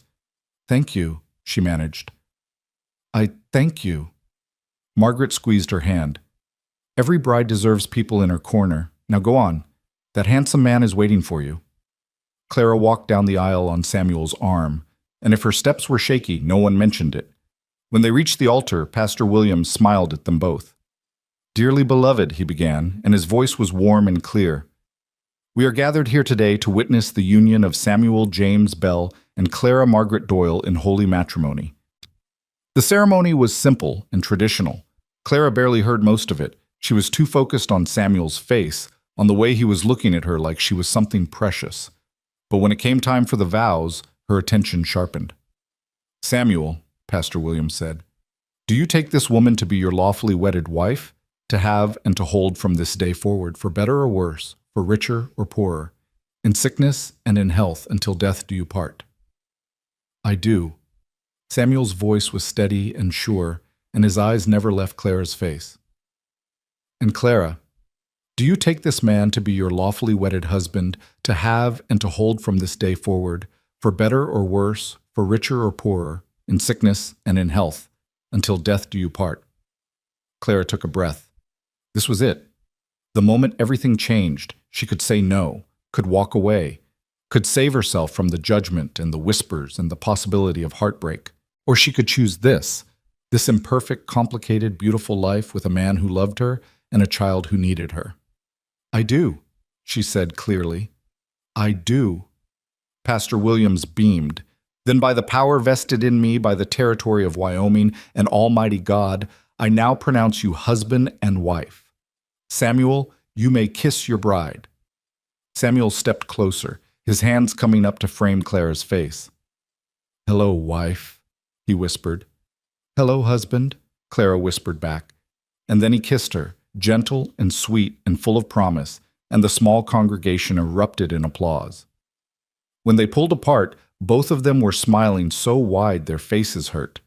They turned to face everyone, and Clara saw a sea of faces, some smiling, some neutral, some still disapproving. But she didn't care anymore. Let them disapprove. She was married. She was Mrs. Samuel Bell, and nothing could change that now. They were halfway back down the aisle when the church door burst open and Marcus Webb strode in, flanked by two men in expensive suits. Behind them, looking imperious and cold, were an elderly couple Clara had never seen before. The Hawthorns. Stop this ceremony, Webb announced. In the name of the court. The ceremony is complete, Pastor Williams said firmly from the altar. They're already married. Webb's face went dark. Then we'll have it annulled. These people are unfit. That's enough. The voice came from the back of the church, and everyone turned to see a woman standing in the doorway. She was small and elegant, dressed in black, with Elizabeth Bell's face and steel in her eyes. Samuel went pale. Hannah? Hello, brother, the woman said, walking down the aisle. Sorry I'm late. I would have been here sooner, but I had to come back from the dead first. The church erupted in chaos. Samuel stood frozen, staring at the sister he'd thought was dead for 3 years. Clara grabbed his hand, anchoring him, and Hannah Bell walked straight up to the Hawthorns with fury in her eyes. What exactly do you think you're doing? She demanded. Mrs. Hawthorne drew herself up. We're protecting our grandson from this woman who has clearly manipulated God. That woman, Hannah interrupted coldly, is now legally married to my brother, which makes her family. And if you think I'm going to let you swoop in and try to steal Thomas away from the people who actually love him, you're out of your minds. You're supposed to be dead, Mr. Hawthorne said weakly. Sorry to disappoint. I was in California, recovering from the fever that was supposed to kill me. I've been writing to Samuel for months, but clearly he never got the letters. She shot a look at Webb. I wonder why. Webb had gone pale. Hannah smiled, sharp and dangerous. Did you really think you could intercept my correspondence and my brother wouldn't find out? I may have been sick, but I wasn't stupid. I had copies of every letter sent through different channels, including the one where I explicitly stated that Samuel's new wife, whoever she turned out to be, had my full blessing, and that if the Hawthorns tried anything, I would personally ensure they never saw Thomas again. You can't do that, Mrs. Hawthorne protested. Actually, I can. Samuel is Thomas's legal father and guardian. I'm listed as secondary guardian in case something happens to him. And Clara is now his legal wife, which gives her parental rights as well. You have no claim here. You're just bitter because Elizabeth chose to marry Samuel instead of the banker you picked out for her, and now you're trying to punish him for her death. Hannah's voice went soft and deadly. Well, you can't, because I'm alive, and I have evidence of your harassment, and if you don't leave my brother and his family alone, I will make sure everyone in society knows exactly what kind of people you are. The silence that followed was absolute. The Hawthorns looked at each other, at Webb, at the assembled crowd watching with rapt attention. Then, without a word, they turned and left. Webb hesitated, looking like he wanted to argue, but Hannah just raised an eyebrow and he followed them out. When the door closed behind them, the entire church seemed to exhale. Hannah turned to Samuel and Clara, and her fierce expression melted into something softer. So, she said, are you going to introduce me to my new sister-in-law, or do I have to do everything myself? Samuel made a sound between a laugh and a sob and pulled Hannah into a crushing hug. You're alive. You're actually alive. I'm alive. Hannah hugged him back, then pulled away to look at Clara. And you must be the miracle worker I've been hearing about. The one who saved Thomas, twice. Clara nodded, not trusting her voice. Hannah studied her for a moment, then smiled. You're exactly what I hoped for. Strong and solid and real. Elizabeth needed someone soft, but Samuel needs someone strong. Someone who won't break under pressure. She held out her hand. Welcome to the family, Clara. I'm sorry I couldn't be here sooner. Clara took her hand and something in her chest loosened. Thank you for coming, for... She gestured helplessly. For all of it. Don't thank me yet. You're stuck with me now. I plan to visit constantly and spoil Thomas rotten and generally make a nuisance of myself. Samuel was crying now, not even trying to hide it. I thought you were dead. I thought I'd lost you. You didn't lose me. You'll never lose me. I'm too stubborn to die. Hannah looked around at the congregation, most of whom were still staring in shock. Now, is someone going to throw these two a proper wedding reception, or do I have to organize that myself too? Margaret Thompson stood up. My home is just down the street. We'd be honored to host. Perfect. Hannah linked arms with Clara on one side and Samuel on the other. Come on then, let's celebrate. It's not every day my brother marries the best thing that's ever happened to him. They walked out of the church together into the brilliant spring sunshine, and Clara felt like she was floating. Married, safe, with a sister-in-law who'd come back from the dead to defend her. It was too much to process, too much to believe. The reception at the Thompson house was small but warm. Margaret and her daughters had somehow conjured food and drink, and people from the church filed in, curious and celebrating. Samuel kept Clara close to his side, one arm around her waist like he was afraid she might disappear. Hannah held Thomas and regaled anyone who would listen with stories about Samuel as a boy, making him blush and Clara laugh. But the best moment came when they were finally alone for a moment on the Thompsons' back porch. Samuel pulled Clara into his arms and just held her, breathing her in. We're married, he said, like he was testing the words. We're married, Clara confirmed. And Hannah's alive. She's alive. And the Hawthorns are gone. They're gone. Clara pulled back to look at him. We won, Samuel. We actually won. No. Samuel touched her face gently. I won. The day you stepped off that stagecoach and decided to stay. That's when I won. Clara kissed him, there on the porch with the spring sun warm on their faces and the sound of laughter drifting through the windows. Take me home, she whispered. Take me home to our son. They left the party early, collecting Thomas from Pete and Hannah, promising to visit in a few days once she'd settled in at the hotel. The ride back to the ranch was peaceful, Thomas drowsing in Clara's lap, Samuel's hand covering hers on the wagon seat. When they reached the house, Samuel lifted her down with careful hands. Welcome home, Mrs. Bell. Mrs. Bell. Clara's name now. Her identity. Her future. They went inside together, and Clara looked around at the kitchen she'd cleaned and organized, at the curtains she'd sewn, at the herbs hanging by the window. This was her home. Really, truly hers now. I should get dinner started, she said. No. Samuel took Thomas from her and settled him on his blanket with his toys. Tonight, you rest. I'll cook. You'll burn the house down. Then we'll eat burned food together, as a family. He pulled her close. You've taken care of us for months, Clara. Let me take care of you for one night. So Clara sat at the table and watched her husband move around her kitchen, clumsy but trying, and felt peace settle over her like a blanket. This was real. This was hers. Not because she'd manipulated or schemed or made herself small, but because she'd been herself, big and bossy and strong, and that had been exactly what Samuel and Thomas needed.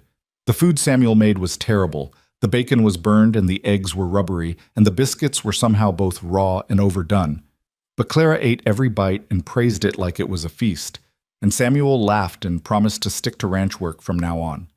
After dinner, they put Thomas to bed together.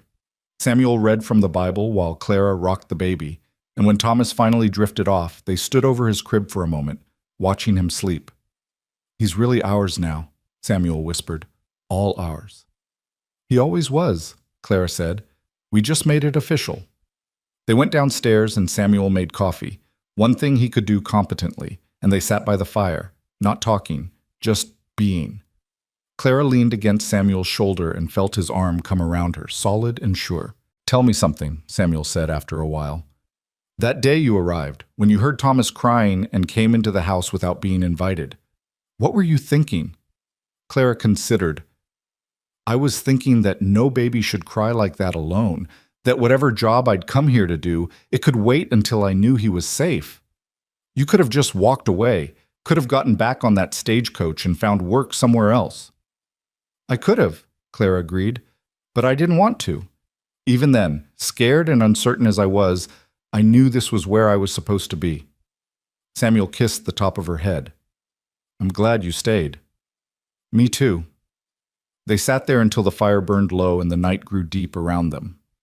When they finally went upstairs, to Samuel's room now, which would be their room, Clara felt no nervousness, no fear, just rightness. This was her husband. This was her home. This was her life. Samuel helped her out of the cream dress with gentle hands, hanging it carefully so it wouldn't wrinkle. You look so beautiful today, he said. I wish I had words to tell you properly. You just did. Clara turned to face him. I love you, Samuel Bell. I love you and your son and this life we're building. And I don't care what anyone says about it. This is ours. This is ours, Samuel echoed, and kissed her like a promise. That night, lying in Samuel's arms in the bed that would be hers from now on, Clara thought about the girl she'd been, the one who'd believed no one would ever want her, who'd thought she'd spend her life alone, taking whatever work she could find, never really belonging anywhere. That girl would never have believed this was possible. A husband who loved her, a son who called her mama, a home that was truly hers, a sister-in-law who'd fought for her, a life that felt real and solid and worth fighting for. What are you thinking about? Samuel murmured against her hair. How far I've come, Clara said. How impossible this would have seemed a year ago. How grateful I am that the stagecoach dropped me off here and not somewhere else. Best day of my life, Samuel said, even if I didn't know it at the time. Clara smiled in the darkness. Mine too. They fell asleep like that, tangled together, and when Clara woke before dawn out of habit, she didn't get up immediately. Instead, she lay there watching the light change, listening to Samuel breathe, and let herself feel happy. Downstairs, she heard Thomas start to wake. She slipped out of bed carefully, pulled on her robe, and went to him. He was standing in his crib, holding on to the rails, and when he saw her, his whole face lit up. Mama, he crowed. Good morning, my love, Clara whispered, lifting him out. Did you sleep well? He babbled at her, patting her cheeks with his chubby hands, and Clara carried him downstairs to start breakfast. But when she reached the kitchen, she stopped. There on the table was a note in Samuel's handwriting. No cooking today. I'm taking you and Thomas into town for breakfast. We're celebrating, your husband. Clara pressed the note to her chest and laughed. Then she heard footsteps on the stairs and turned to see Samuel, dressed and smiling. Breakfast in town? She asked. Breakfast in town. I want everyone to see my wife. I want to show you off. Samuel, people will talk. Let them talk. He crossed to her and kissed her firmly. Let them see that I'm the luckiest man alive, that I married the strongest, kindest, most remarkable woman in the territory. Let them see that we're happy and in love and not ashamed of it. Let them see us. So they went to town, the three of them, and walked into the cafe on Main Street like they owned the place. Mrs. Fletcher was there and her mouth fell open. Other townspeople stared, but Samuel just found a table by the window, helped Clara into her chair with elaborate courtesy, and ordered breakfast like he didn't have a care in the world. And slowly, gradually, people started to smile. The blacksmith's wife came over to congratulate them. The doctor raised his coffee cup in a toast. Margaret Thompson, having breakfast with her daughters, waved warmly. Even the cafe owner, a gruff man who rarely spoke to anyone, gave them extra biscuits and refused to charge for Thomas's milk. See, Samuel said softly. The town is bigger than Mrs. Fletcher. There are good people here, people who see us for what we are. Clara looked around at the smiling faces, at Thomas happily making a mess of his breakfast, at Samuel watching her with such open love it made her breath catch. What are we? She asked. A family, Samuel said simply. A real family, finally. 3 months later, Clara stood in her garden, watching Thomas toddle between the rows of newly sprouted vegetables. He was walking now, unsteady but determined, and he shrieked with delight every time he managed 3 steps without falling. The garden was thriving, tomatoes and beans and squash, just like she'd planned, and along the fence the flowers she'd planted for herself were starting to bloom. Hannah visited often, staying for weeks at a time and helping with Thomas. She and Clara had become close, the kind of friendship forged in shared crisis and mutual respect. Samuel had never been happier. Clara could see it in the way he moved, in his easy laughter, in the lightness that had replaced the heavy grief he'd carried for so long. The Hawthorns had left them alone, just as Hannah had promised. Occasionally, Clara saw Mrs. Fletcher in town, and the woman still sniffed disapprovingly, but Clara no longer cared. She had what she needed, what she'd always needed. "Mama," Uncle Thomas called, pointing at a butterfly. "I see it, sweetheart. It's beautiful." Samuel came up behind her, wrapping his arms around her waist and resting his chin on her shoulder. "Happy?" "Deliriously," Clara said honestly. "Are you?" "More than I ever thought possible." He paused. "I was thinking, dangerous occupation." He laughed and squeezed her tighter. "I was thinking that Thomas should have siblings, that this house should be full of children and noise and life. What do you think?" Clara turned in his arms to face him, her heart full. "I think that sounds perfect." He kissed her there in the garden, with Thomas playing at their feet and the flowers blooming and the whole world spread out before them full of possibility. And Clara thought about how strange and wonderful life was, how you could start in one place, alone and unwanted and convinced you'd never be enough, and end up somewhere completely different, loved and necessary and exactly where you belonged. "Thank you," she whispered against Samuel's lips. "For what?" "For seeing me, for choosing me, for letting me stay." Samuel pulled back to look at her, his expression serious. "Clara, you have it backwards. Thank you for staying when you could have left, for saving us when we were drowning, for being exactly who you are." He touched her face gently. "You're the best thing that ever happened to us. I hope you know that." She did know it now. Finally, after years of doubt and fear and believing she wasn't enough, Clara knew her own worth. Not because Samuel told her, though that helped, but because she'd proven it to herself. She'd built a home from wreckage. She'd saved a child and helped heal a broken man. She'd stood up to bullies and fought for her family and refused to make herself small to please anyone. She was Clara Bell now, wife, mother, and woman who took up space without apologizing, and that, at last, was more than enough. It was everything. Thomas toddled over and grabbed her skirt, pulling himself up. "Mama, Papa, look!" They looked down at their son, and he grinned up at them with such pure joy that Clara felt tears prick her eyes. Good tears this time. Happy tears. "We're looking, baby," she said. "We see you."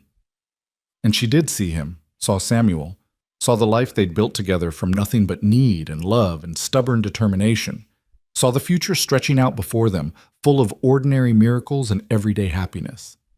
The stagecoach had left her in the dust all those months ago, and she'd stood alone before a ranch where no one came to greet her. But she wasn't alone anymore. She was home, and that made all the difference.